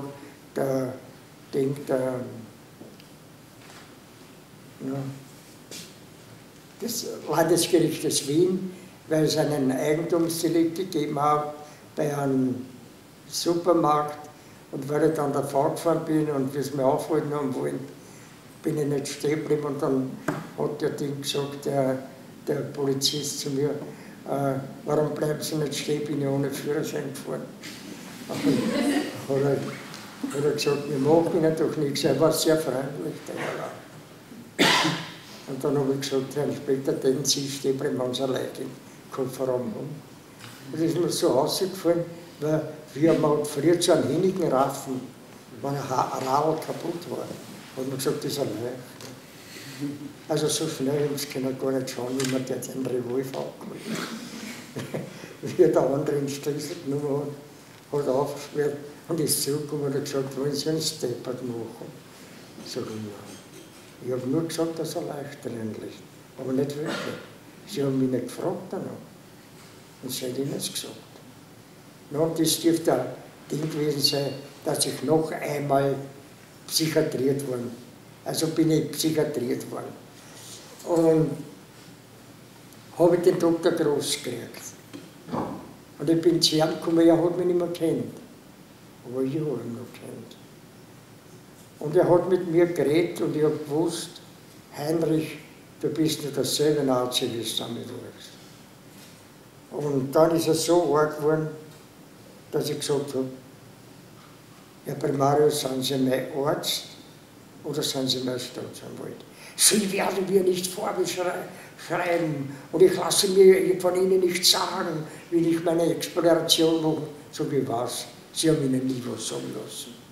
Sie haben nie etwas gewusst. Und ich habe mir gedacht, dass er vielleicht ein bisschen durch das Reden auf den Spiegelgrund zurückkommt. Aber gar nichts. Und dann hat er selber das ausgelöst. Dann hat er das selber ausgelöst und hat dann zu mir gesagt, sind Sie schon einmal psychiatriert worden? Und da ist dann ausgewiesen. Dann habe ich gesagt, nicht besser, Herr Primarius, aber für einen Akademiker haben Sie ein schlechtes Gedächtnis. Auf was soll ich mich denn erinnern? Sage ich, naja, das können Sie. Auf was soll ich mich denn erinnern können? Sage ich, na bitte, können Sie noch ruhig schlafen? Stört Ihnen nicht das Meinen und beklagen die ermordeten Kinder, die auf dem Winter in der Kälte preisgegeben worden sind? Haben Sie den Iling, den Gross, den Jekelius und Hübsch und die Türk und die Jockel, ja, haben sämtliche Ärzte aufgezählt, die damals da oben waren. Haben Sie die alle schon vergessen? Der ist hintergekriegt worden auf seinen Sittel, hat zum Plafond geschaut und hat dann gesagt, was, Sie waren da oben? Sag ich, was glaubst du, wo ich noch kenne? Und dann hat er gesagt, und sie haben nie darüber gesprochen. Sag ich, habe immer gewusst, wer das sind, Club 2 und so. Aber ich habe es meiner Mutter versprochen, aber sie hat mich direkt dazu. Na schau, und da ist er echt widerlich geworden. Ja, das ändert doch die ganze Situation. Und hat mir sämtliche gutachterliche Hilfe versprochen, die überhaupt nur möglich ist. Und ich habe es dann meinem Rechtsanwalt gesagt, Dr. Bettelheim war das, und der hat gesagt, na, wenn der Gross das gesagt hat, dann braucht er. Das war ja einer der mächtigsten Männer im Justizapparat. Und ein Du-Freund vom Justizminister. Und wenn ihnen der Gross das sagt, da brauchen sie mich nicht mehr. Habe ich gesagt, Herr Doktor, bleiben Sie noch, weil den traue ich nicht anschriert über den Weg. No? Und dann kommt es. Der hat ein Gutachten geschrieben, da hat er mich hingestellt, wie das schlimmste Unwesen, das man nur vorstellen kann. Und wissen Sie, er hat geschrieben, er ist wurzellos geworden, er wird sich nie mehr an einen Sozialbereich anpassen können und er wird immer eine Gefahr für die Gesellschaft darstellen. Er muss immer überwacht und geführt und verschlossen werden, was er da alles so eine dem hat. No? Und ich bin dann verurteilt worden und bin in diese Strafvollzugsanstalt Stein gekommen und der Direktor, Hofrat Dr. Schreiner, den möchte ich jeden Tag ein Denkmal setzen. Es war einer der besten Menschen, die ich getroffen habe, und der hat das alles gewusst. Und der hat mir alles Mögliche gegeben, jede Bücher, ich habe sogar einen Radiorekord gehabt, ich habe einen Einzelraum gehabt, ich habe Lichterlaubnis gehabt, also bis um 23 Uhr. Woanders ist um 8 Uhr schon angetragen worden. Und dann hat er mir noch, da ist noch der Pfarrer gekommen, Samstag, Sonntag, und ich habe alles gelernt. So alles, was ich in der Schule vergessen habe, oder nicht mitgekriegt habe oder nicht lernen haben können, habe ich so stufenweise alles gebraucht. Und heute bin ich so weit, dass man nicht einer sagen kann, der Beethoven ist der Bürgermeister von Frühstück. Das geht nicht. Und ich bin diesen Menschen so dankbar, aber leider Gottes hat er müssen mit 54 Jahren sterben. Das hat mir so irgendwer ertroffen. Ja, und dann habe ich sämtliche Eingaben gemacht an den Justizminister. Sollten Sie aber den Film in die Hand kriegen, meine liebe Republik, dann können Sie mir das anschauen. Das ist nämlich ein Doku und da steht das alles drinnen. Und da sehen Sie die Originaldokumente. Und wie hat sich das Ganze zugetragen? Das heißt, meine liebe Republik. Weil ich wollte ja Lehre beginnen und die liebe Republik hat mir die Lehre abgeschlagen. Und zwar, ich habe mir selber eine Lehre gefunden und der Lehrer hat gesagt, ich muss mich einschreiben lassen in die Berufsschule. Bin in die Berufsschule gegangen und da bin ich zu einem Beamten gekommen und das Erste, was er mich gefragt hat, Schulabschlusszeugnisse. Sag ich, ich habe ja keine. Sag ich, was kommst du denn dann daher? Da können Sie ja nichts lernen. Und ich habe ihm wollen das so klar machen, dass ich ausgeschlossen worden bin von Unterricht, dass ich nie in einer unterrichtslosen Gruppe war und das gemacht. So, das hat ihn überhaupt nicht interessiert. Und nur einer hat gesagt, Sie sind wahrscheinlich auch einer von da oben. Und dann bin ich rausgegangen und habe gesagt, ich weiß nicht, dass ich das gesagt habe, jetzt kannst du mich gern haben, meine liebe Republik, und habe die Tür zugehört. Und das habe ich der Elisabeth Scharang erzählt. Das war die Filmemacherin. Und ich habe sie einmal gefragt, Elisabeth, wo hast denn du den Titel hergenommen? Ich habe auf das gar nicht mehr gedacht. Und sie hat gesagt, du selber hast das gesagt. Und so heißt in der Film, meine liebe Republik. Es ist eigentlich gar nicht so ein Zeitverlust, wenn man sich anschaut. Naja, da hören sie im Kreis gereden und den Dingen in einem hören sie reden, oder das Mögliche halt, ne? Was es da so gibt, und man versteht es wieder besser.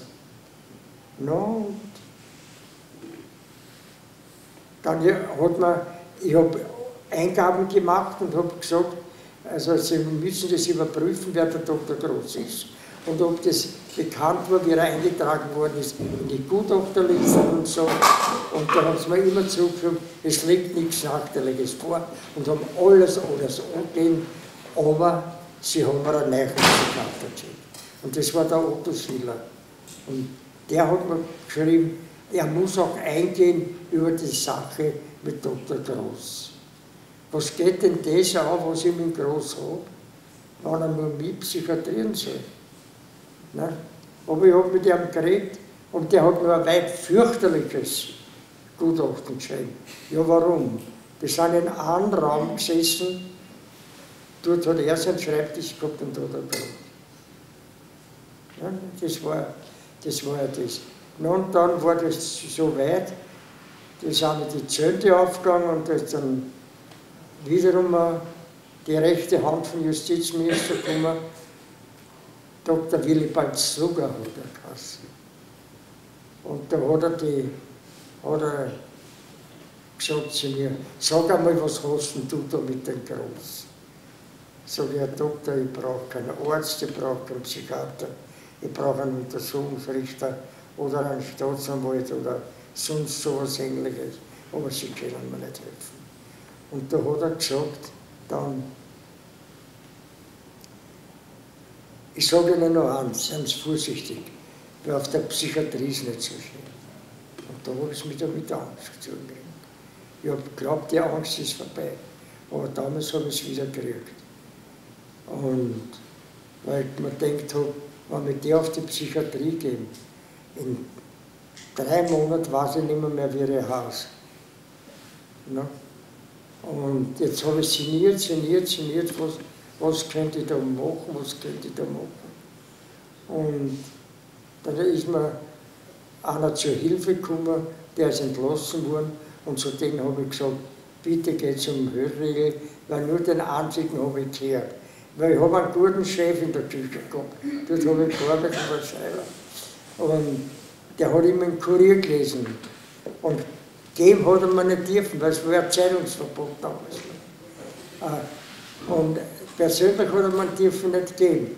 Aber jetzt hat er es immer so gemacht, immer wenn er heimgegangen ist, hat er den Kurier schön zusammengefaltet und hat es im Papier gehabt.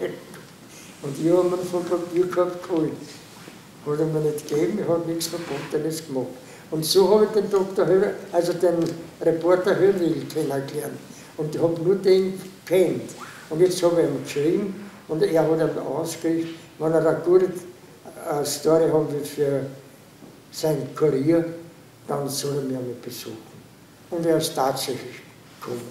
Und der Hofrat Schreiner, in der Kanzlei von Hofrat Schreiner hat das stattgefunden, und der hat so durch die Nosen geredet. Ne? Aber so ein bisschen kann ich es nachmachen. Oder da hat er gesagt zu mir, Zawrel, das hast du wieder nicht deppert. Wie hast du das gemacht? Sag ich, Herr Hofrat, ich habe einen Brief damit geschickt. Und da habe ich ihm gar nicht abgebrochen. Weil wenn er noch rausgegangen ist, im Gefangenen-Jargon, hat das geheißen, Brief da, wenn er was mitgenommen hat. Da habe ich ihm gar nicht abgebrochen. Und da hat er gesagt, no, ich hätte ihn so gern haben, dass er dabei bleibt. Er ist nicht dabei geblieben. Er hat gesagt, er hat alles gewusst. Sagt er, nein, red alles, was du sagen willst, ich gehe dabei, ich suche es heim. Meine Operkringer, meine Favoriten, die haben mir ja nichts kommen lassen, das war einer. Und da ist eigentlich erst mit den Menschen, hat die Menschlichkeit eingezogen in die Vollzugsanstalt stellen. Früher hat es nicht gegeben. Und das war, heute kriegen solche Stoßzeitungen, können es kaufen, was sie wollen. Und heute gibt es alles, jeder hat. Und noch was. Auch beim Ding, meine liebe Republik, da kommt eine Szene vor, da gehe ich nach 30 Jahren in die Strafanstalt zurück. Nicht? Und rede mit einer so. Und auch Oberst, jetzt müssen Sie noch mal vorstellen, ja, der Schwingkassen, noch mal vor der Schreiben. Wie ich ihn kennengelernt habe, war er ein Maturant eigentlich. Er hat schon die Schule gemacht, aber er hat müssen das Jahr als normaler Beamter machen. Und wenn das Jahr vorbei war, hat er sofort mit Leutnant angefangen, weil er hat ja die Offizierslaufbahn gehabt. Er hat nur müssen das Praktikum machen, das eine Jahr. Und seitdem, und von der Zeit aus habe ich ihn kennt. Und jetzt, wie er wieder war, nach so vielen Jahren, hätte ich ihn bald nicht mehr kennen. Er war gärtenschlank. Und jetzt war er eine kleine Eiche. Ein bisschen stärker und so.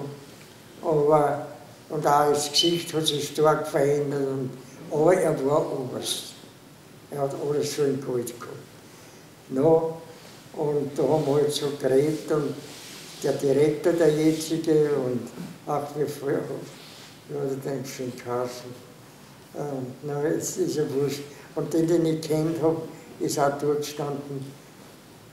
Und da hat er mir dann gesagt, nur dass der Rausch, der was mir in Calais die Zeitung gegeben hat, der ist schon gestorben. Und ich habe gesagt drauf, mein Gott, na warum denn? Und der Reporter, der Florian Kling, der Chefredakteur vom Falter, der war auch dabei. Das habe ich nie vergessen. Der hat gesagt, mir kommt es vor, als wir bei einem Klassentreffen.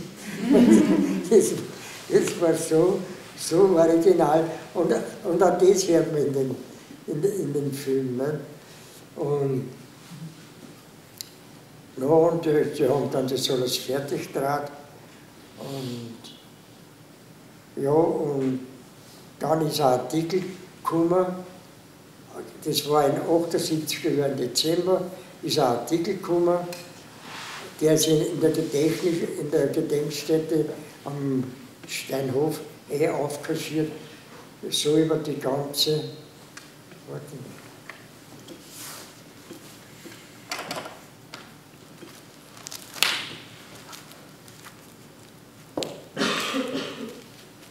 Ein bisschen was Zare oder mit. Sehen Sie, und das war der Artikel, der eigentlich alles ins Rollen gebracht hat. Wenn Sie wollen, können Sie mal nachschauen.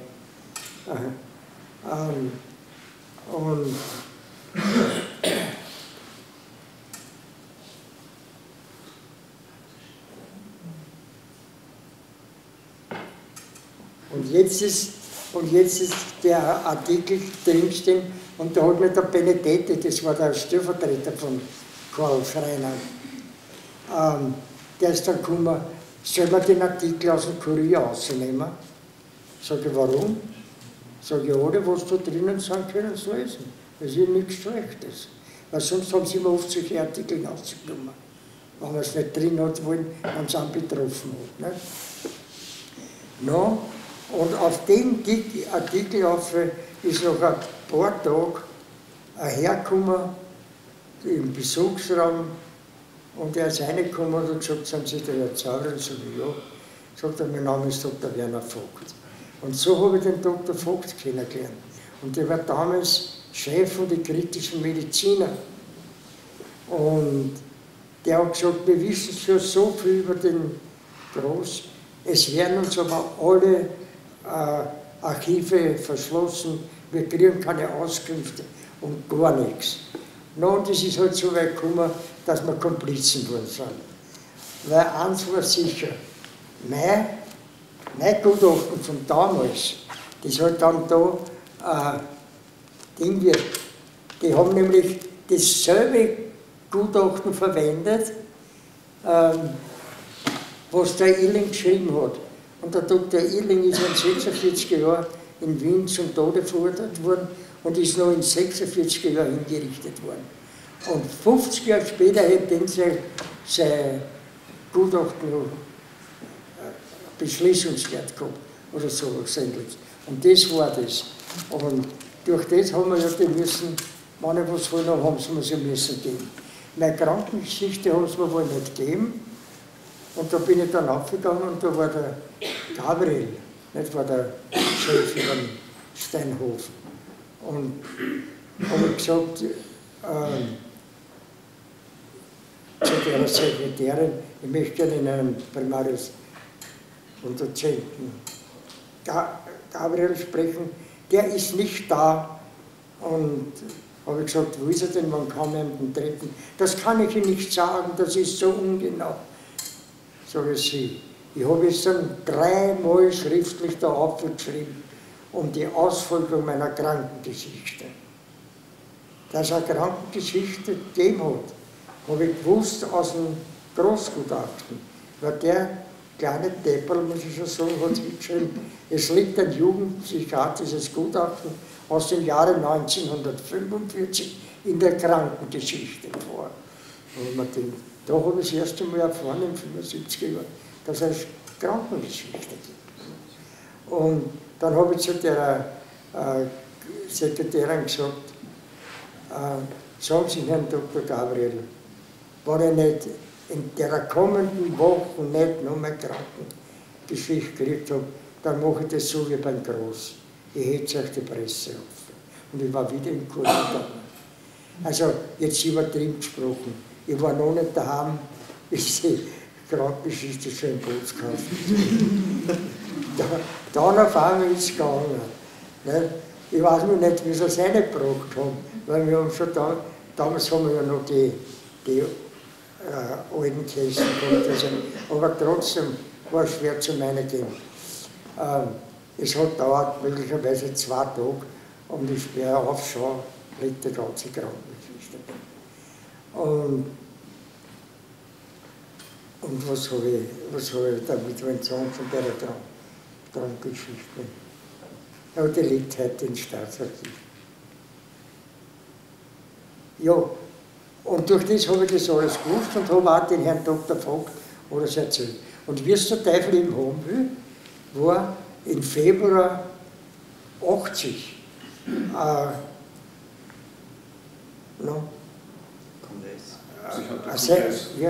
Kongress. Ein Kongress, also, und da hätte sich der Gross reden über die Tötungsdelikte von Geisteskranken. Und da ist der Werner Vogt mit einer ganzen Menge Ärzte und Krankenpflegepersonal, wahrscheinlich mit einem besseren Krankenpersonal, als was ich kennengelernt habe, sind sie aufgefahren, sind sie in den Saal reingegangen und da ist der Werner Vogt aufgestanden und gesagt, er bittet um eine Themenänderung. Der Herr Dr. Gross soll nicht referieren über Tötungsdelikte von Geisteskranken, sondern über Tötungsdelikte an Geisteskranken, weil da hat er eine weit größere Erfahrung. Und damit war der Ding. Mir hat er nie gelobt. Ich habe ihm auch gesagt, wie im Altemord. Ich habe keine Ahnung. Und der hat das ganz genau gewusst. Ich habe das so absichtlich gemacht. Weil ich habe mir gedacht, wenn er mich lobt, muss ich in ein Gerichtssaal kommen. Und da werden Reporter sein. Und dann werde ich schreien, was ich weiß. Und dann nutzt er das ganze Eisbein überhaupt nichts. Aber das hat er geneigt, der war ja mit ohne Wasser gewaschen. Aber in Werner Vogt hat er auch gesagt, wegen übler Nachrede.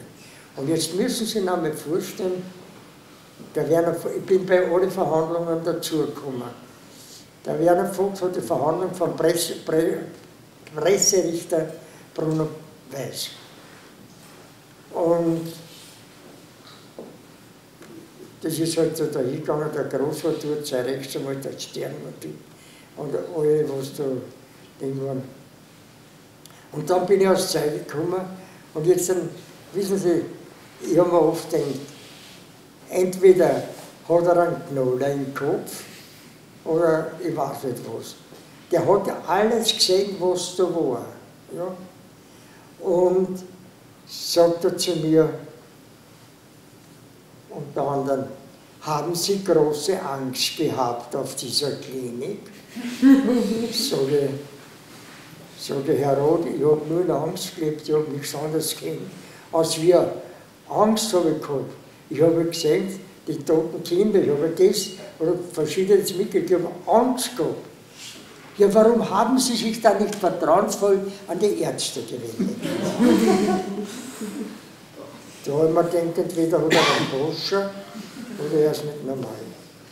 Und dann kriegt der Ding, der Vogt, sein Urteil, 30.000 Schilling Geldstrafe. Das hätte man nicht so viel gemacht.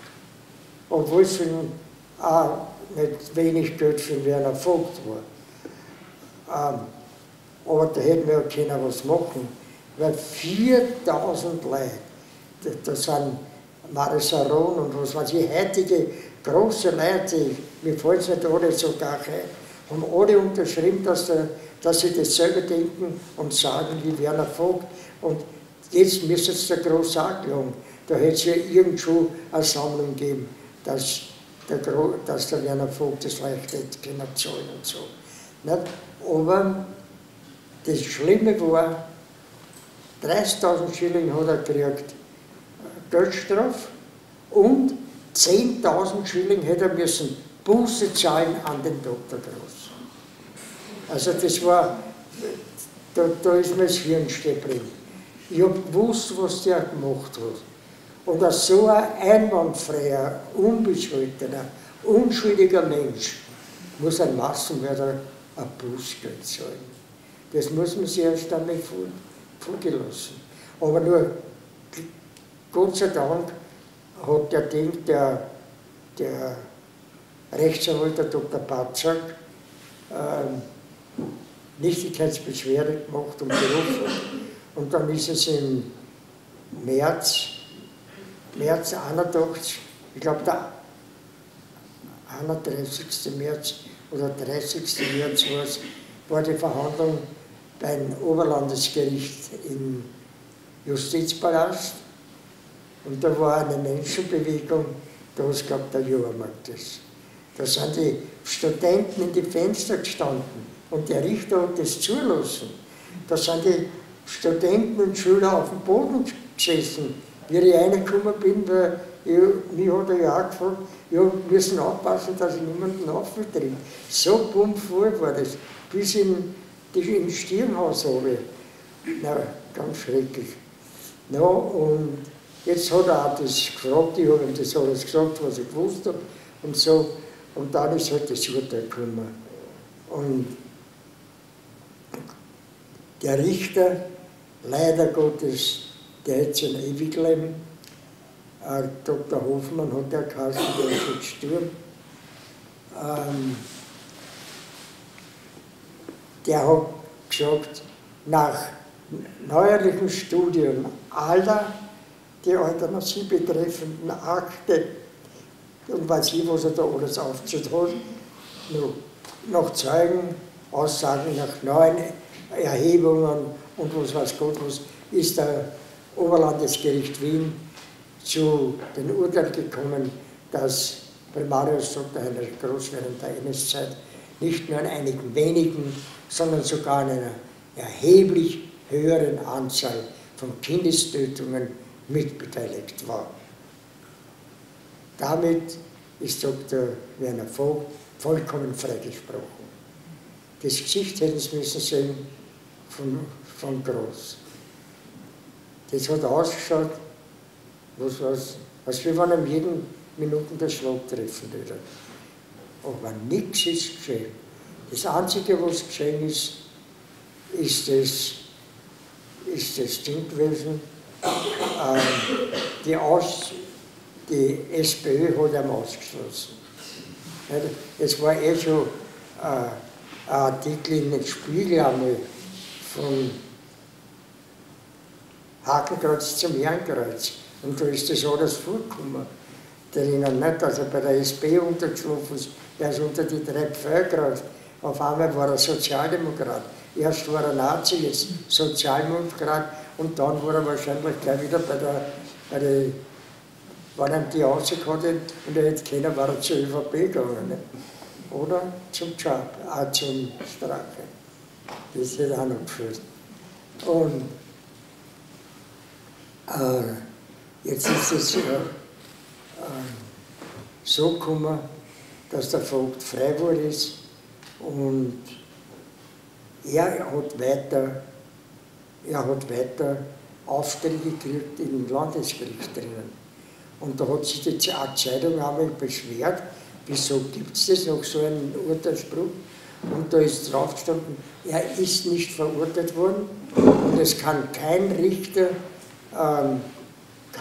befohlen werden, welchen Verteidiger er nimmt, solange er in der Gutachterliste steht. Und jetzt haben wir die ganzen so halb rechts stehenden Richter genommen als Gutachter. Und dann ist ein Schreiben gekommen, er hat eine Zeit abgestritten, und zwar das Jahr 1944, da war er nicht am Spiegelgrund, da war er im Lazarett. Und dann haben zwei Stempel und Beiler, haben die, glaube ich, geheißen. Die 2 Reporter von Berlin haben in die Akte durchgestöbert, versauen wollen, was erledigen.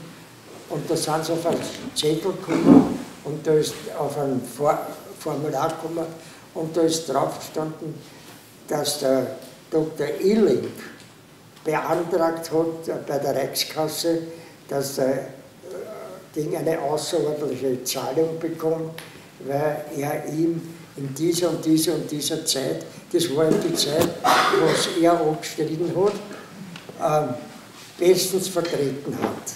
Und auch da sind 9 Kinder gestorben. Und jetzt haben sie mit den 9 Kindern angeklagt. Und dann hat er die Anklageschrift. Und dann hat der Richter eine Verhandlung anberaumt. Da ist er reingegangen dann und hat nur mehr die Demenz gehabt. Und der Psychiater hat gesagt, er ist nicht haftfähig, nicht vernehmungsfähig, er kann höchstens kurz gefragt werden, dann muss man ihm aber ungefähr eine halbe, 3/4 Stunde Pause lassen, dann kann man die nächste Frage stellen. Ich weiß nicht, da hätten wir in 10 Jahren auch noch gefragt. Das war ja möglich gewesen. Der Richter hat natürlich die Verhandlung abgebrochen und der Alttestament ist gekommen. Er weiß ja, wie man das am besten macht, hat das alles unterbrochen und der Heinrich Gross ist gleich hinter dem Landesgericht in ein Kaffeehaus reingegangen und hat Hurra gelegt und hat den Leuten reden gegeben und hat ein Ding getrunken, einen Kaffee getrunken. Und geisteskrank. Und ich habe immer gesagt, verurteilt wird er nicht. Verurteilt wird er nicht. Weil es war viel zu viel drauf. Jetzt stellen Sie sich vor, das war ein Dominoeffekt. Und da war der Dr. Neugebauer damals noch Chef. Und der hat gesagt, Zawrel muss finden, Sie müssen eine Opferrente suchen, weil wer soll es kriegen, wenn Sie es nicht kriegen. So, ich will von der Republik nichts mehr hören. Ich möchte nichts mehr kriegen, ich möchte nichts mehr wissen und so. Und ich habe nicht viel, aber ich werde mit dem bisschen allein auskommen. Sonst habe ich ja niemanden mehr. Nein, sagt er, dann werde ich das machen. Sage ich, bitte nicht, Doktor, machen Sie es nicht. Aber er hat sich nichts sagen lassen und hat das gemacht. So, ohne dass die. Und eines schönen Tages ist ein Schreiben von der Emma 12 in meinem Postkasten. die Voraussetzungen für die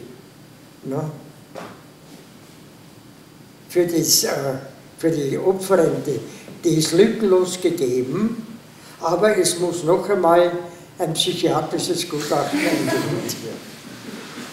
Ja, ich habe geglaubt, mir holt der. Verfolgen wir die Psychiater bis zum Schluss. No? Und jetzt dann habe ich mir gedacht, naja, weißt du, was das für ein Psychiater ist. Und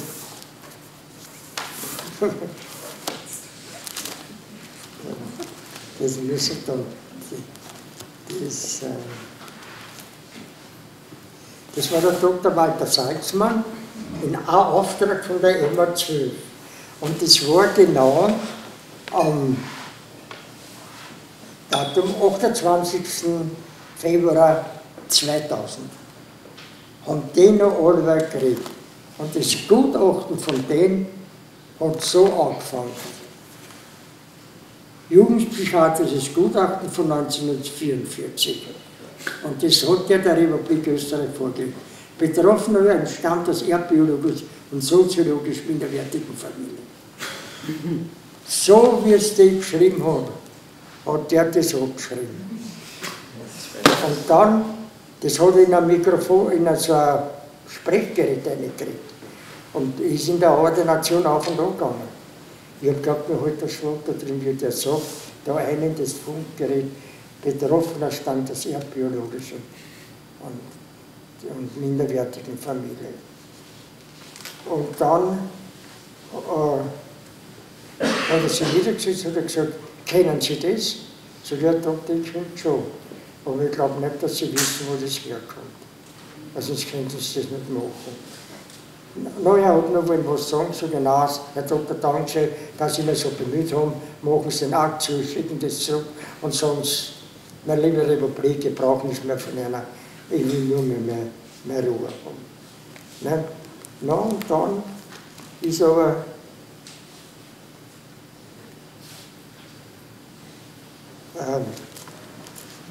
noch was gekommen, wo habe ich weiß nicht, ob ich es da habe. Ich habe viel da, aber oft nicht alles, weil da brauche ich ein Motorrad. Ja, weiß nicht so. Aber nur eins, das, was er dann noch geschrieben hat, also was halt da alles kommt und zusammengefassene Urteil, also das heißt, und dann hat er geschrieben, eine Besserung ist nicht mehr möglich. Also das heißt, ich werde kraft bleiben, solange ich lebe. Aber da hat er es wahrscheinlich wieder gut machen, was er schlecht gemacht hat. Und dann, wie er die Dinge gekriegt hat, die Opferrenten gekriegt hat, hat der Dr. Neugebauer gesagt, und jetzt dann kommt's noch, jetzt müssen sie eine weiße Westen kriegen, damit sie die Amtsbescheinigung kriegen. Weil die Amtsbescheinigung, das ist schon bald ein kleiner Diplomatenausweis. Du brauchst dich jetzt warten, du musst überall lassen. Und was weiß ich, was das ist. Aber ich habe ihn daheim leben, das steht mir oft gar nicht ein. Und dann hat er das noch gemacht. Ja, und dann kommt es noch. Der Böhmdorfer, der war damals Justizminister und der war bei den Freiheitlichen. Und das Gesuch ist gemacht worden an den Bundespräsidenten. Der Bundespräsident hat geschrieben, es muss aber die Stellungnahme des Justizministeriums eingeholt werden. Und wenn der Justizminister ja gesagt hat der Präsident auch ja gesagt. Hat der Justizminister Nein gesagt, dann hat der Ding auch Nein gesagt.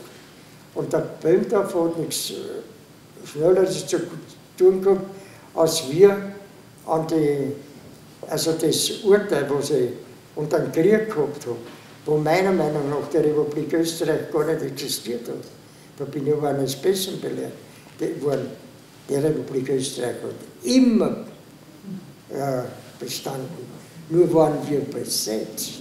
Wir haben keinen freien Willen gehabt. Wir müssen alles machen, was der Hitler gesagt hat.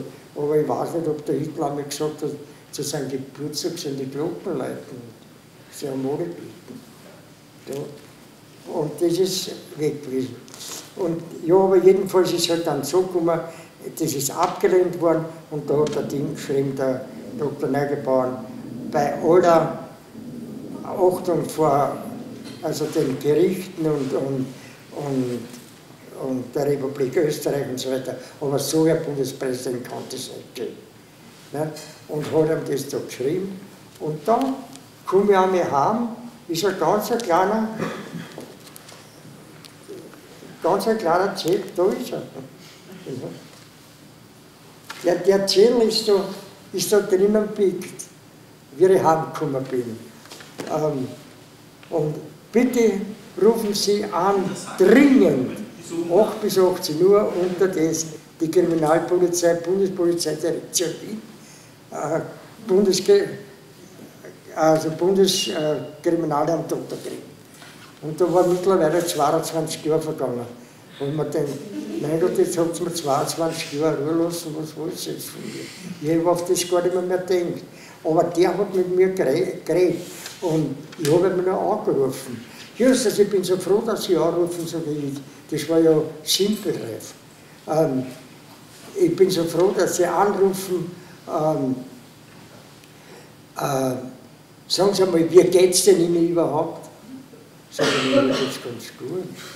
Na, und wie schaut es mit der Wohnung aus? Sag ich, habe aber so eine kleine Wohnung gekriegt, für so wie eine Gasanee auf die Uhr. Ich habe ein Bad, ich habe eine Kugel, ich habe ein Fußzimmer, ich habe ein großes Zimmer. Für mich allein vollkommen genug. Der Aufzug ist die nächste Tier von mir. Also was kann ich mir besser wünschen? No, und wie geht es Ihnen gesundheitlich und so? Und jetzt ist mir die Frage reizbreit worden. Habe ich gesagt, bitte Herrn später, ich will nicht vorlaut sein, aber ist das ein neuer Trick von der Polizei, dass sie sich telefonisch erkundigt um das Wohlergehen der Bürger? Da sagt er, wissen Sie nicht, um was da geht? Sage ich, nein, ich weiß nichts. Ja, also gut geht es Ihnen, bei Ihnen ist alles in Ordnung und so. No, und ich schicke das nicht weg. Und das war das Ziel, das habe ich mir aufgedacht, das hebe ich mir auf. Und dann, also eins sage ich noch, es ist kein Akt in Österreich noch so schnell gegangen wie der. Weil das war der 3.4. und am 9.4. habe ich das gekriegt. Am 11. Am 4. war das und am 11. habe ich das gekriegt. Wann hat es der Bundespräsident geschrieben? Ja, das sehe ich doch gar nicht. Aber es genügt ja der 11. auch. Da sind es ungefähr 5 Tage gewesen. Und da habe ich die Benachrichtigung gekriegt, dass der Herr Bundespräsident alles gelassen hat, was überhaupt nur so gegen mich Nachteile des vorgelegen ist. Und no, haben wir gedacht, jetzt bist du wieder ein braver, unbescholtener Staatsbürger. Aber geglaubt habe ich es nicht. Habe ich 3 Tage gewartet und bin aufs Kommissariat gegangen, aufs dort, wo die mich angerufen haben, und bin zu den Schalter gegangen und habe gesagt, bitte möchte ich einen Auszug aus meinem Strafregister haben. Und wenn man, wissen Sie, wenn man bei der Bank einen Auszug holt und man hat viele Abzüge oder viele Einzahlungen, da geht es ja auch. Das dauert eine ganze Weile, bis der Ding rauskommt. Und wenn du nichts gemacht hast, geht es und du hast es schon, da steht drauf, hat sich nichts geändert und du kannst schon wieder gehen.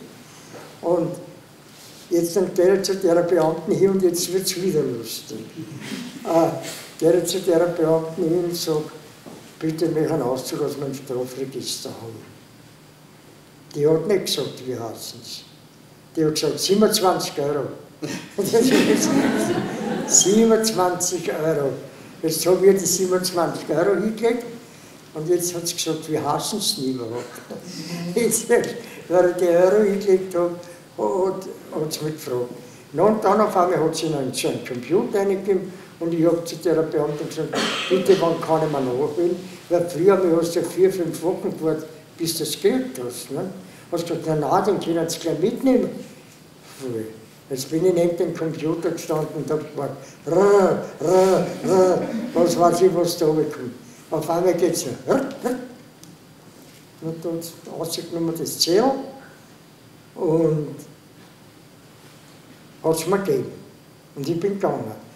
So wie ich es jetzt sage, ich habe den Zettel so geholt und habe mir nicht angeschaut. Ich habe mir nicht angeschaut, dann bin ich rausgegangen bis auf die Ottergringer Straße. Und dann war ich schon zu nahe gekommen und denke, das gibt es nicht. Und dann war sie doch war. Im Strafregister der Republik Österreich, geführt von der Bundesrepublik, von der Bundespolizeidirektion Wien, scheint keine Verurteilung auf. Keine Verurteilung. Und das war das.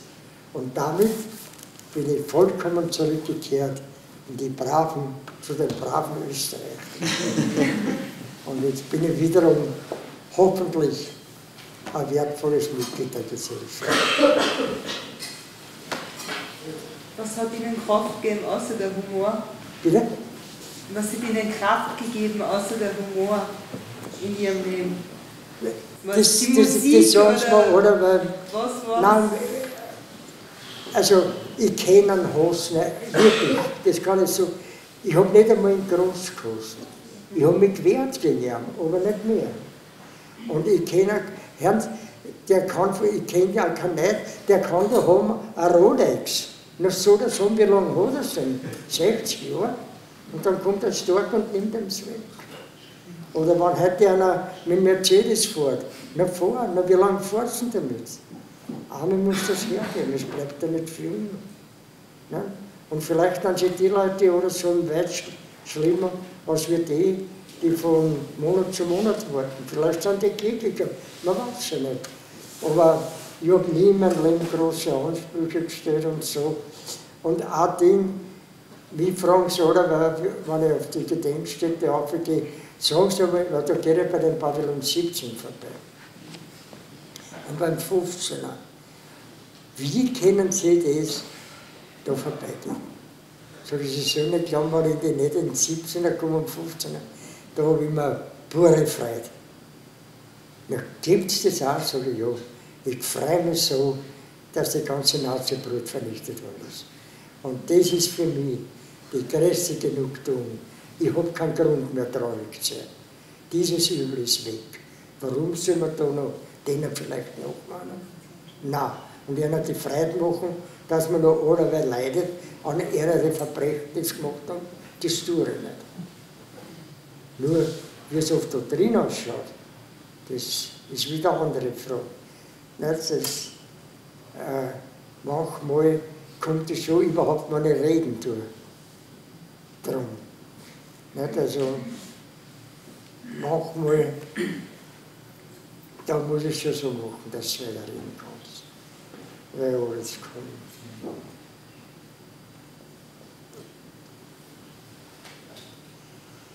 Na, jetzt wünsche ich Ihnen nur, dass wir eine gute, schöne Zukunft haben. Ohne. Ja, noch was. Das möchte ich noch sagen. Das ist ganz kurz. Wissen Sie, was mich so aufbauen tut? Das sind die Schüler. Wenn ich lasse über die österreichische Jugend absolut nichts kommen. Weil ich sage es jetzt immer zu meinen Altersgenossen, ihr macht den anderen Fehler, ihr teilt immer die österreichische Jugend mit denen vergleichen, die am Rapidprozent Liebe machen. Und das stimmt aber nicht. Denn ich bin am Tenz in die Schule gegangen, in der Schule gegangen. Und da ist der Film gespielt worden, meine liebe Republik, ist gespielt worden, meine liebe Republik, und dann anschließend der Diskussion. Und da war der Kinosaal bombenvoll mit Schülern. Und wir das halt alles aus, was haben die Lehrer gemacht und haben geschrien. haben die Lehrer schon geschrieben, außer die Autobusse, die fahren weg, die warten nicht auf uns. Und so, ja, die sind nicht nur von Delft gekommen, die sind von Innsbruck gekommen oder was weiß ich, Umgebung auch. Ja, die haben wohl keiner gegeben. Und da ist dann ein Bub zu mir gekommen, der war halt möglicherweise 15 Jahre, soll er gewesen sein. Und der hat gesagt, der soll schreien, was er will, der Lehrer, ich muss mir noch einmal bedanken kommen. So auf die Art, ich muss noch einmal Danke sagen. So, für was denn? Na, jetzt weiß ich wenigstens, wie es auch mit damals zugegangen ist, weil mein Opa hat mir nichts erzählt, mein Vater hat mir nichts erzählt, niemand hat mir was erzählt. Heute habe ich das erste Mal gehört, habe ich einen Einblick gekriegt, wie es damals wirklich unter der Nazizeit war. Aber nur eins muss ich sagen, ich weiß ja was über ihn. Also dann war ich momentan direkt baff, wie der Kurs sagt, jetzt weiß ich auch was über ihn. Sag ich, naja, du wirst ja so nett sein, du wirst mir ja sagen, was du über mich weißt. Und da hat er mich so angeschaut, wie er Laufband hat gesagt, eins weiß ich sicher, den Strache werden sie nicht. Also, wissen Sie, und das baut an mit Bergen auf, wenn Jugendliche so mitdenken.